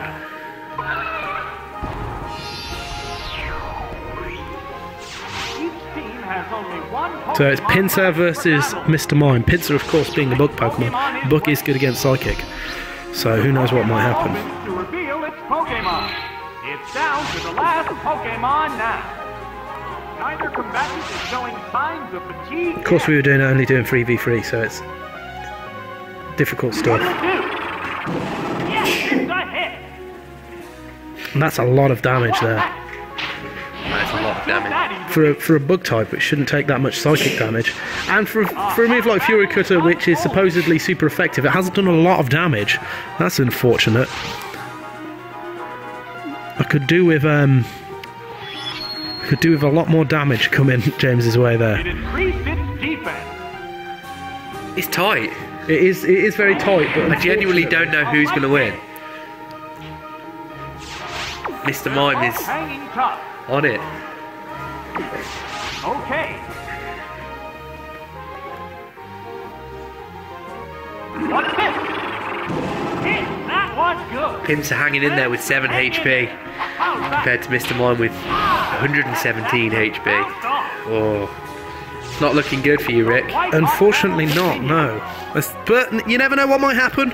Always believe. It's not always black and white. The move didn't quite Oh, it work. failed. Fury Cutter. Appears to be impervious to Oh. damage. Sparks are flying from James only both needs the Mr. Mime to attack to hit once, so if this hits, that's it. Side beam, yeah. Looks like it's... Pince has fainted. Unfortunate stuff. Oh. So, looks like Cool Trainer James won. Good work. Oh, well done, Cool Trainer James. I feel bad about that, but what are you going to do? He was incredibly lucky. Yes. Magnanimous in defeat as always. Right, back to the quiz. Everybody who's been taking part, thank you very much. How have you all done? Don't forget to let us know. I'm going to give you your answers now. Question number 1. By the way, this is the first time. This is an interesting quiz. It's the first time this has ever happened in the quiz. Question number 1. Smogon is the German name for which Pokemon? See what we've got. James has gone for Mewtwo. Interesting. But however, Nate and Emma have gone for the correct answer, which is coughing. Hooray. Well done. Yes. Like smog in the name. That might have given it away for you. Question number 2. Nobody got this right. Which Pokemon was close to extinction before a law was made protecting them in the Safari Zone? James, you've gone for Tauros. No, sorry, James, you've gone for Farfetch. Nate, you've gone for Tauros. And Emma, you've gone for Tauros. It's Kangaskhan. Oh. I was torn between Kangaskhan I went and to Tauros. Farfetch because I remember it's the only Pokemon that people actually eat. Yes, it is indeed. they have. Yeah, but this they one stopped. in the Pokedex description specifically says that. I thought you There's were a law dropping passed a for hint in the sentence you said, because you were like, I'm glad somebody took charge of something of this Pokemon. But, Oh, that would have been clever if I'd done that. yeah. It was a hilarious double bluff, Emma. Question number 3. In Generation 1, which building is described as the playground for grown-ups? Nobody got this right. I thought this was obvious, actually. Oh, no, sorry. Nate got this right. Oh, I thought I got mine right. Emma's gone for the Pokemart, the big supermarket. I see what you've gone for there.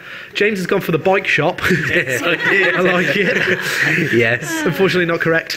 Nate is correct with the game corner. You don't get the bonus point because you didn't give it its correct name, which is Rocket Game Corner, okay. because it's owned by Team Rocket. I still get a point, though, Oh, don't yeah, I? you still get a point. Yeah, I'm still giving fine. you a point. You just Fine. don't get the bonus point. Question number 4. In Generation 1, how many Pokemon could you store in your computer? Now, I'll tell you, there are 12 boxes, and they could all hold 20 Pokemon. So, those of you who are mathematically minded will know that that's not 50. 240. From Nate. That's not 100 from Emma, and it's not the closest, James, who went with 200. You know what? We were just before the show. Obviously, we were trying to do Yep. red and blue, And you so had I knew exactly that. I just can't count. That's harsh. Okay, question number 5. Which was the last Pokemon created in Generation 1? Now, there is a thing called the... Index, yeah. Yeah, they have each Pokemon has a number corresponding to when it was created, in which order it was created. Now, Rhydon is the first. Yeah. And the last one is Victory Bell. Oh, really? It's not Dragonite, as Nate says. It's not Mew, as James says, although I like that idea, but where would they get the idea of Mewtwo from if they hadn't thought of Mew? Well, wasn't you the last one put in the game? Secretly. That's why I went with you. No, it's just the last one in the Pokedex. Despite the fact that Mewtwo is a genetic clone of it. So why does it come before Mew? You see what I mean? Anyway, and Emma's gone with Porygon. No, it's Victory Bell. I knew you wouldn't get that, but it's just something nice to know, isn't it? Question number 6. Which original HM was removed after Generation 4? 5 HMs being Strength, Fly, Surf. I've completely forgotten. Cut. Well done. And Flash. And the answer is Flash. So, James has gone for Dig, which was never a HM, it was a TM. Yeah, But interesting. Emma and Nate got that correct. Well done. Flash. I think everybody got this one I'm correct. glad they got rid of that, by the way, of a HM, because it's the worst move. It's annoying. Question number 7. In Red and Blue, when you defeat the Super Nerd, you get a fossil. Who do you then have to battle in Pokemon Yellow to get this fossil? I think which people do you have to battle may have given that away.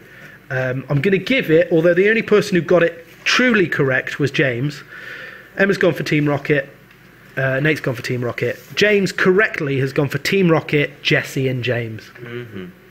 Because it's Jesse and James. And they do their Team Rocket's blasting off again once you beat them. Is Meowth with them? Yep, Meowth is one of their Pokemon. The other 2 Pokemon are obviously Ekans and Koffing. Right. And then later on, when you battle them later, Arbok and, yeah, well done, Arbok and Weezing. Question number 8. Pokemon 000 is referred to as which Pokemon by Nintendo? I know someone out there who will know I this. went logically for this, because 000, no numbers, or missing no. Yep.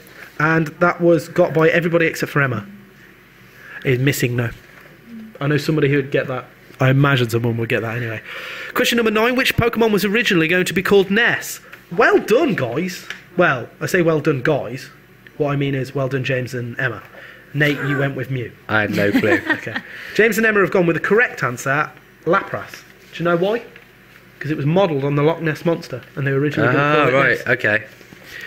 Interesting. I just thought Ness, 3 letters, Mew, 3 letters. Any double S. Oh, right. But I wasn't sure if it was Gyarados or Lapras, because Gyarados obviously found in a lake, but I got it right.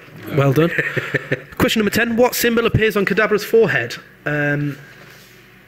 Everybody, apart from James, got this right. James went with triangle. He said symbol, I didn't know. The other 2, Emma and Nate, got star correct. It's a star. Interestingly, it's not in Red and Blue. No. It only appears onwards. Question number 11. What is the most abundant type in Generation 1? Everybody... Oh, no, sorry. Everybody got it wrong. Nate and James going with normal, which is a logical thing to do. Emma going with grass. Again, not crazy. The correct answer is poison. Oh, really? You went for it, would you? 33 different Pokemon have a poison type. Wow. Mad, isn't it? Question number 12. How many types of Pokeball were introduced in Generation 1? Nate, you've gone for 4. Emma, you've gone for 4 and you've named them. James, you've gone for 5. You're correct. It is 5. Emma, this is crazy because the one that I thought would catch people out, which I imagine caught Nate out. I went Pokeball, yeah, Great Ball, yeah, Ultra Ball, Master Ball. Safari Ball. Oh, you know what? I did and Emma put down Pokeball, Safari Ball, Great Ball, and Master Ball. You forgot about the Ultra Ball. Yeah, Pokemon Safari. The only reason I got that is I did what Nate did, and then I added one for luck. Yeah, you did. I was thinking about adding Ultra Ball, but I couldn't remember it being in the earlier games. Yeah, the Ultra Ball was in it. I knew it'd catch someone out. I'm not happy. About the Safari Ball. What is the name of the city whose notable buildings include the Pokemon Mansion, Pokemon Lab, and its Japanese name is Gurenjima? I like what's happened here, apart from Emma. Emma's gone for Fuchsia City. James and Nate have gone with Cinnabar Island, which is correct. I thought I might have given it away when I said the Pokemon Mansion had been burned. Because obviously Cinnabar Island has a volcano. Yeah. I thought I couldn't say has a volcano because that'd give it away. Blame the gym leader, of course. Question number 14. In Generation 1 games, which city in Kanto is the odd one out? Nate, you've gone for Cinnabar Island because it's the only island. It's the only one with island in the name, isn't it? Yes. Oh, right, fair enough, but it's not correct. It's not the answer he was looking for. Yeah. James has gone with Lavender Town because it's a town, not a city, and it doesn't have a Pokemon Centre. And it's got ghosts. Well done on that knowledge. You're not right, but I feel like I wanted to give you a only one point. without a Pokemon Centre. Yeah. Town/city. Emma's just not gone for it. That's the difference. Do you want to know what it is? What is it? Every city or town is named after a colour, except for Pallet Town. So it's Pallet Town. Named after a colour. Yeah. What colour is Cinnabar? I've never heard of that colour. I'll Google it now. Never heard of that colour. Question number 15. Which area in Kanto is based on the creator Satoshi Tajiri's hometown of Machida? I've been a little sneaky here because it's the same answer as the answer before. It's Pallet Town. Pallet Town is based on Machida. Satoshi Tajiri, the creator of Pokemon's hometown. Emma's got that correct. James has got that correct. Nate, you went with Saffron City. Just a random guess. You're wrong. You're wrong. All right. It's Pallet Town. Oh, okay. So there we go. Nobody got my bonus points here. Now this is weird because everybody here got 6 out of 15. So you all tied with 6 out of 15. How did everyone at home do? Yeah, Tweet in how many you got out of 15. Was it 16? 15. So, as I don't like not having a winner, I'm going to give a tiebreaker question. Is everybody happy with that? I'm happy. Are you ready? Yeah. First answer wins. How old is Pokemon? 17 years old. I'm not going to accept it. Huh? I'm not going to accept it. Why? Because I'm trying to do maths in my head. Oh, I see. You want to work out who would get the other place. No. You're very close, but that's not the correct answer. Oh. 18 years. No. Oh, it's was pretty 17 years and... A day. Well done, Nate. That's correct. All right, you taking the day. That was a bit harsh, but well done, Nate. You won. I think Emma should get that because she was on the way of saying it. I was gonna try and be smart and do it in hours, but then I thought, not as in a day. I know there's 24 hours in a day. But yeah, since. Or actually, it might be 17 years and 2 days, depending on what time it is in Japan.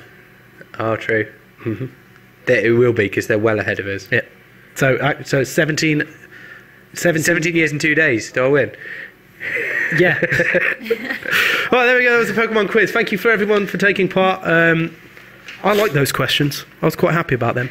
Next week, Tim Parr got 9 out of 15. Oh, that's impressive. Good work, Tim. So far, the highest we've ever got is 9 out of 10 from somebody sending in, and I got 14 out of 15 when James did it.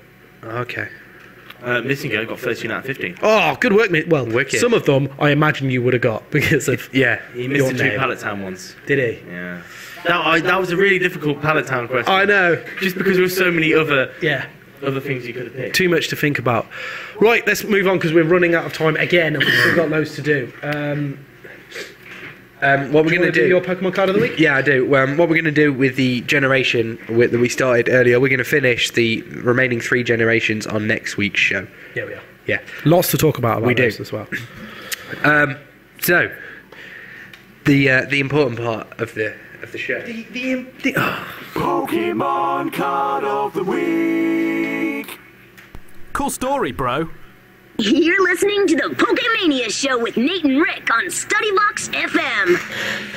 I really want to push the Roger Parsons button again. It's just white noise. Okay, fine. So yeah, Pokemon Card of the Week. I thought I'd do something similar to what Rick did with Generation. Similar? You copied me exactly. I think it was a joint decision to do this.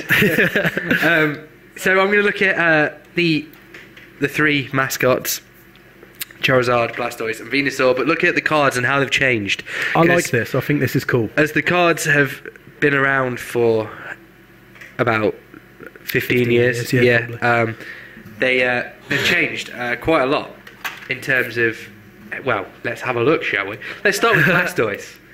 So here is the original Blastoise card. I'm sure you'll all remember it. So I'm sure it brings back fond memories. Turbo fond memories. I never had this card. I've still got it. Really? Yep. So let's have a look. I've still got all of the first 3. Stage 2 Pokemon, obviously, 100 HP. Pokemon Power, Rain Dance. As often as you like during your turn, you may attach 1 water energy card to one of your water Pokemon. Okay. This power can't be used if Blastoise is asleep, confused, or paralysed. So, pretty much... it's quite helpful. Yeah, it's quite helpful. Although, it doesn't say that where the water energy card comes from, which could be quite confusing, because now it would say a water energy card from your hand. Perhaps this is one of the reasons why you were explaining to me earlier that I could be wrong on this, but I'm pretty sure that this is no longer a legal card to play in today's tournaments or trading card game battles, because obviously the game's changed a lot since then. Hydro Pump, 40 base damage, does 40 damage plus 10 more damage for each water energy attached to the Blastoise.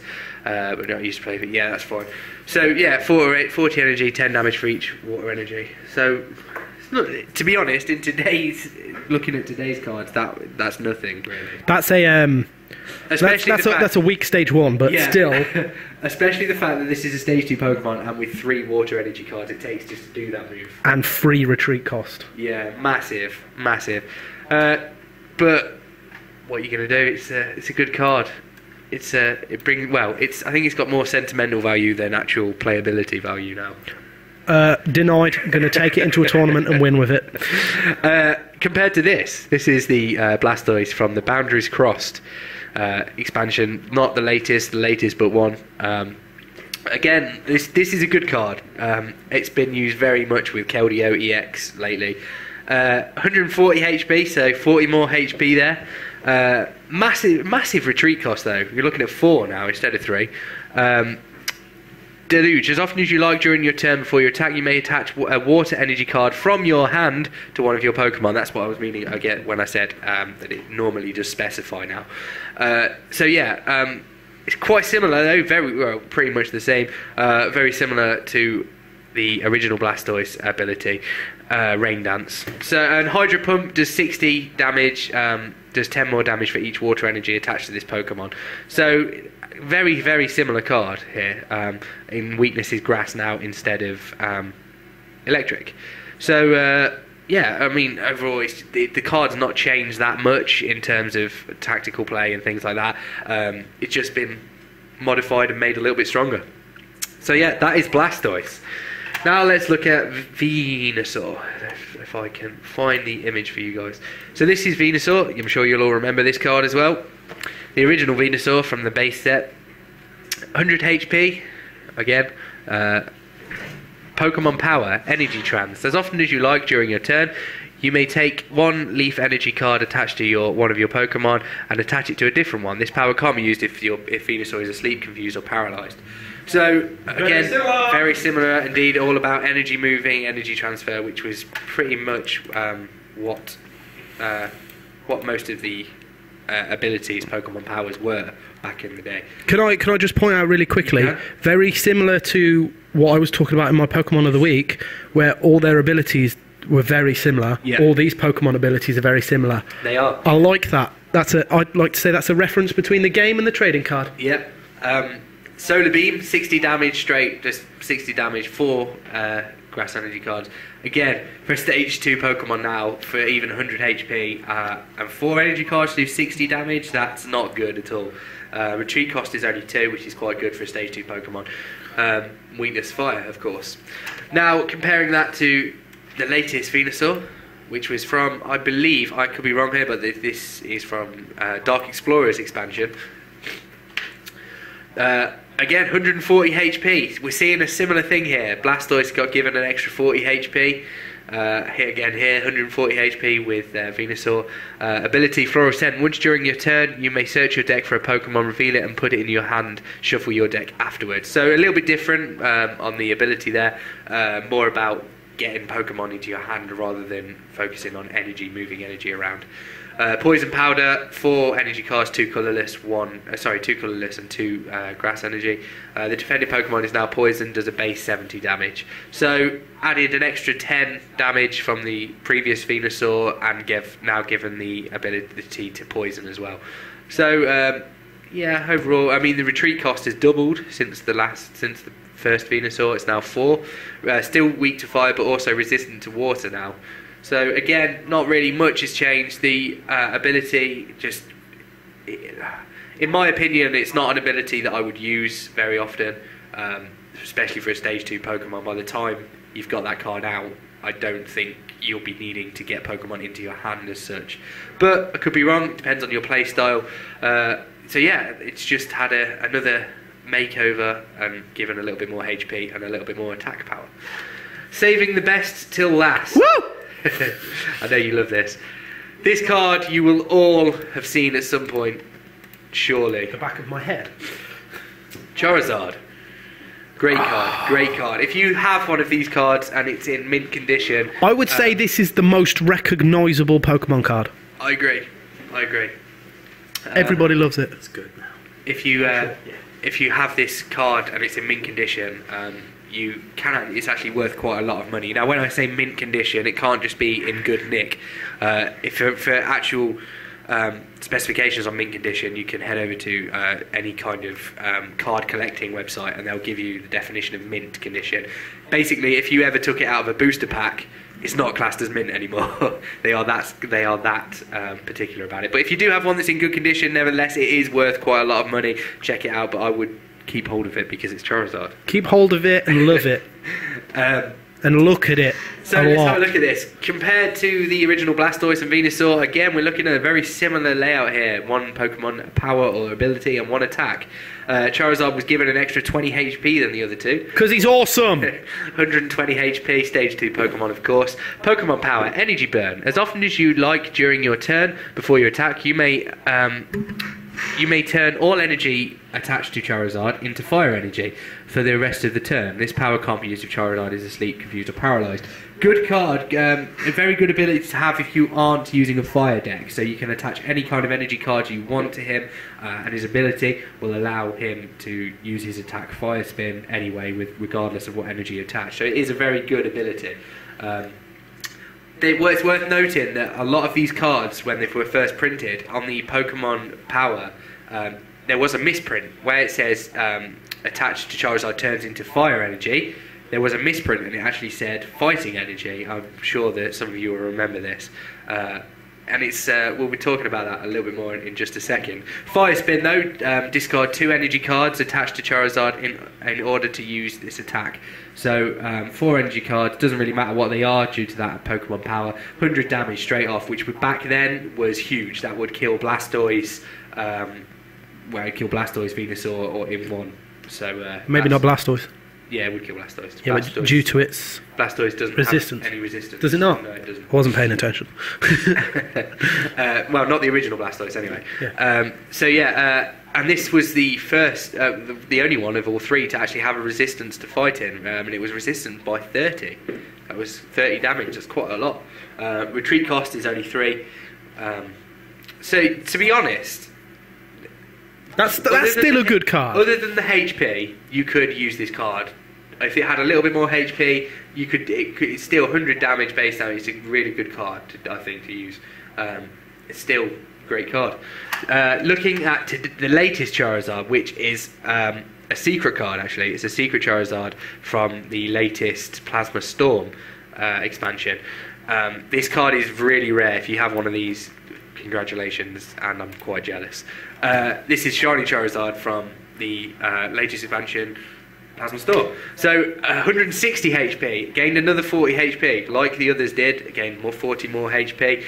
Got rid of its Pokemon power, does Split Bomb now. This attack does 40 damage to 2 of your opponent's Pokemon. Don't apply weakness and resistance for bench Pokemon. Now, some of you will probably be noticing Scorching Fire. This was my card of the week, and I picked up on this.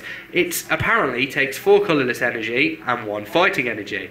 This is a misprint. Yet again, Charizard was given this misprint. It seems almost like it can't be a coincidence, the fact that both of them have had this misprint throughout the history. It is actually meant to be a fire energy card and 4 colourless energy. I really like that they've done that. So, well, there's rumours that it was done as kind of a nod to the original Charizard and the misprint, or there is rumours that it was genuinely a misprint. But if you check out the more recent images of this card, you'll see that it is actually a fire energy. I just chose this one because I wanted to show you guys that. I suppose it is not that crazy a mistake to make if you're not paying huge amounts of attention. They do look very fire and fighting. So it is, not beyond the realm of doubt that it was a coincidence that the mistake happened twice. I don't believe in coincidences. I thought that was awesome. Scorching Fire though does 150 damage, huge amount. Discard a fire energy attached to this Pokemon. Retreat cost 3, hasn't got resistance anymore, but it is weak to water ×2. So, yeah, that is the comparison between the cards from a while back and the cards of today. The first. All 3 of them have been given the same kind of makeover in a way. They're given the same amount of HP more. Again, the attacks have been improved. Other than Charizard's case, not significantly, but they have been increased. I'd like to point out something. Great section, by the way, Nate. Thanks. First time I've enjoyed one of your Pokemon cards of the week. Oh, thank you. I'm kidding. I'm taking the mick. It's always good stuff. But that one was very fun, informative. I just noticed the time. I know. We might have to cut a little bit into the next show. It's fine. We're not doing that anyway. Well, anyway, I have something that somebody wants to say. And now, you are listening to the Pokemania Show on STUDYVOX FM with Nate and Rick. Wow, thanks, Roger Parsons. We fixed it. It works now. It's not just white noise. Yes! So, yeah, that was... We've got two now. We've got Ash and Narrator. I'm treating this as a gotta catch 'em all situation. Yeah, gotta catch 'em all. Misty and Brock next. Got to get them all to say things. Say your name. We can get it. We can get it. How cool is that? Hang on. I just want to quickly take a moment to say how cool is that he just said our names. Yeah. The narrator of Pokemon. He just said our names. Yeah, well... And it's not like it was a passing mention about, a different person called Rick and Rick was in the game. He just said our names. Yeah, I know. But he also said Pokemania, which is just as important. Sometimes you've got to love what you do. We do. Yeah, that's fine. We're going to move on to, because we've got a lot to get through, we're going to move straight onto our fan section, I think. Woo! Because we're going to have to...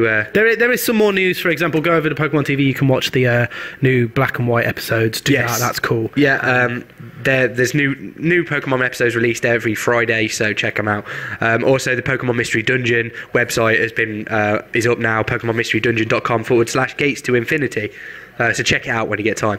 But more importantly, we want to show you guys what you've been sending in, because this show is just as much about what you're sending and want to share with the Pokemon community as what we have to say as well. Indeed. So, I would like to point out quickly, if we haven't shown what you've sent in, it's only because we don't have enough time. We still appreciate it, and we will try and get it shown on next week's show and shows to come. Absolutely. So thank you. Keep sending stuff in. Keep sending it in, because... I enjoy reading it. I read all of it. Oh, it makes our day when we see these things. Makes my week. So, yeah, keep sending in. Thank you for everyone who sent things in this week. We've got a lot to get through. Yeah, we do. Where to start? Let's start with some artwork that we've been sent in this week.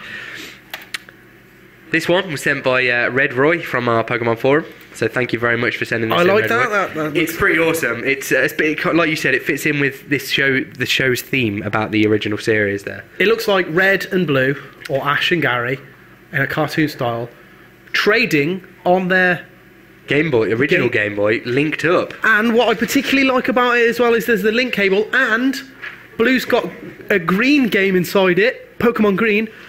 Red's got a red game inside it, Pokemon Red. Yes, there we go. That is top stuff. I really like that, actually. It's a good picture. We also have been sent in an awesome picture of Rayquaza, a concept art picture. You couldn't resist showing this, could you? I couldn't. I saw it and loved it. And this was sent in by Gym Leader Ryan, or Ryan Maloney. So thanks very much, Gym Leader Ryan, for sending this in. How cool is that? It's awesome. I loved it. Especially because I'm playing Emerald at the minute. It makes me want to play Emerald even more right now. Finish the show, Nate. We got this one, made me laugh. This was from Luke and Gengar. Spoink apparently is strong enough to support a Wailmer on its head.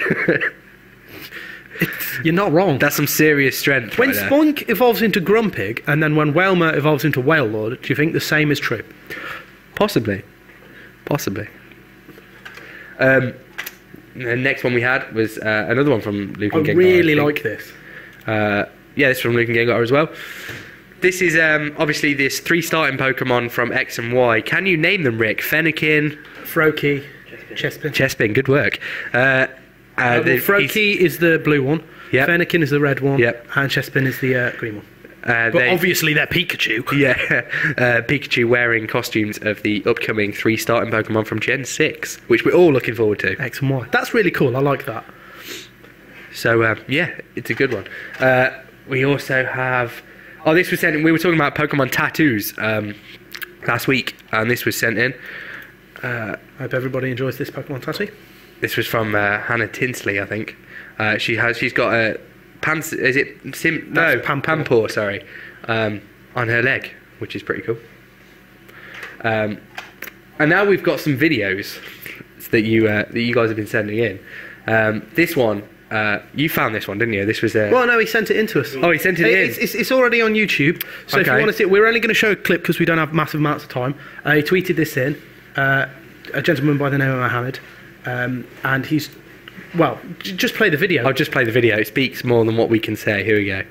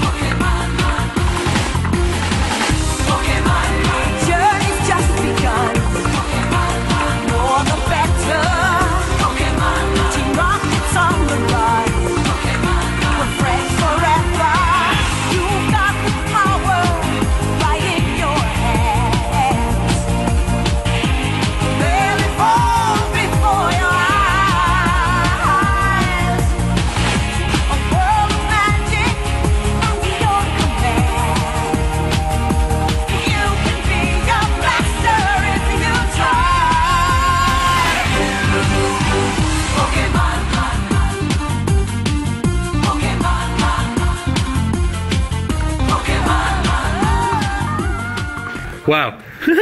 That's awesome, isn't it? That is serious. We're going to post the full link to that. I will also post We're going to tweet it. The link will be on our forum. That's amazing. PokemaniaFM.com. It will be on the forum there, on the fan section.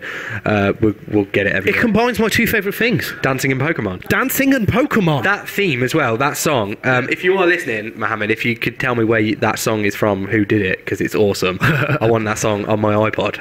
Constantly. Yeah, just all the time. Yeah, that was fun. I don't know, you didn't see it because obviously you were watching the video, but I was dancing along. Oh, really? Yeah. Good work. That's what I did.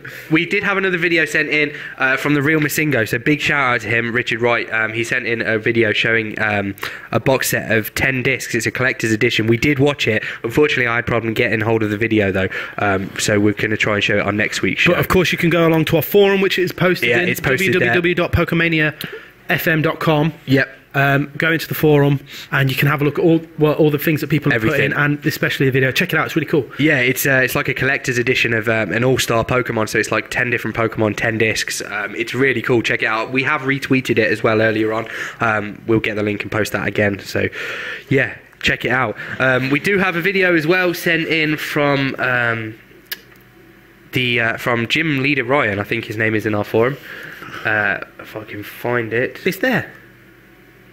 Where? Oh yeah, I've got it. Don't worry. You mean the big picture? So Gym Leader Ryan. Yeah, Gym Leader Ryan did a little narration part of about Pokemania for us. He did a full video for us, which you can see on the forum. We can't play the whole thing; it's fairly long. It's fairly long, but thank you very much. We appreciate your comments as always. And here we go. This is his narration bit about Pokemania. Check it out. We all started our journey different. For most of us, it was one place. One time in a small town, with a computer in our room and a Super Nintendo. But since then, we have traveled from region to region, battling crime syndicats, bringing peace, making new rivals. To some, they picked up Deegs and were enamored for a lifetime. Others watched Warner Bros. Or Cartoon Network and fell in love with the show. Some watched it for the first time on the big screen and couldn't get enough of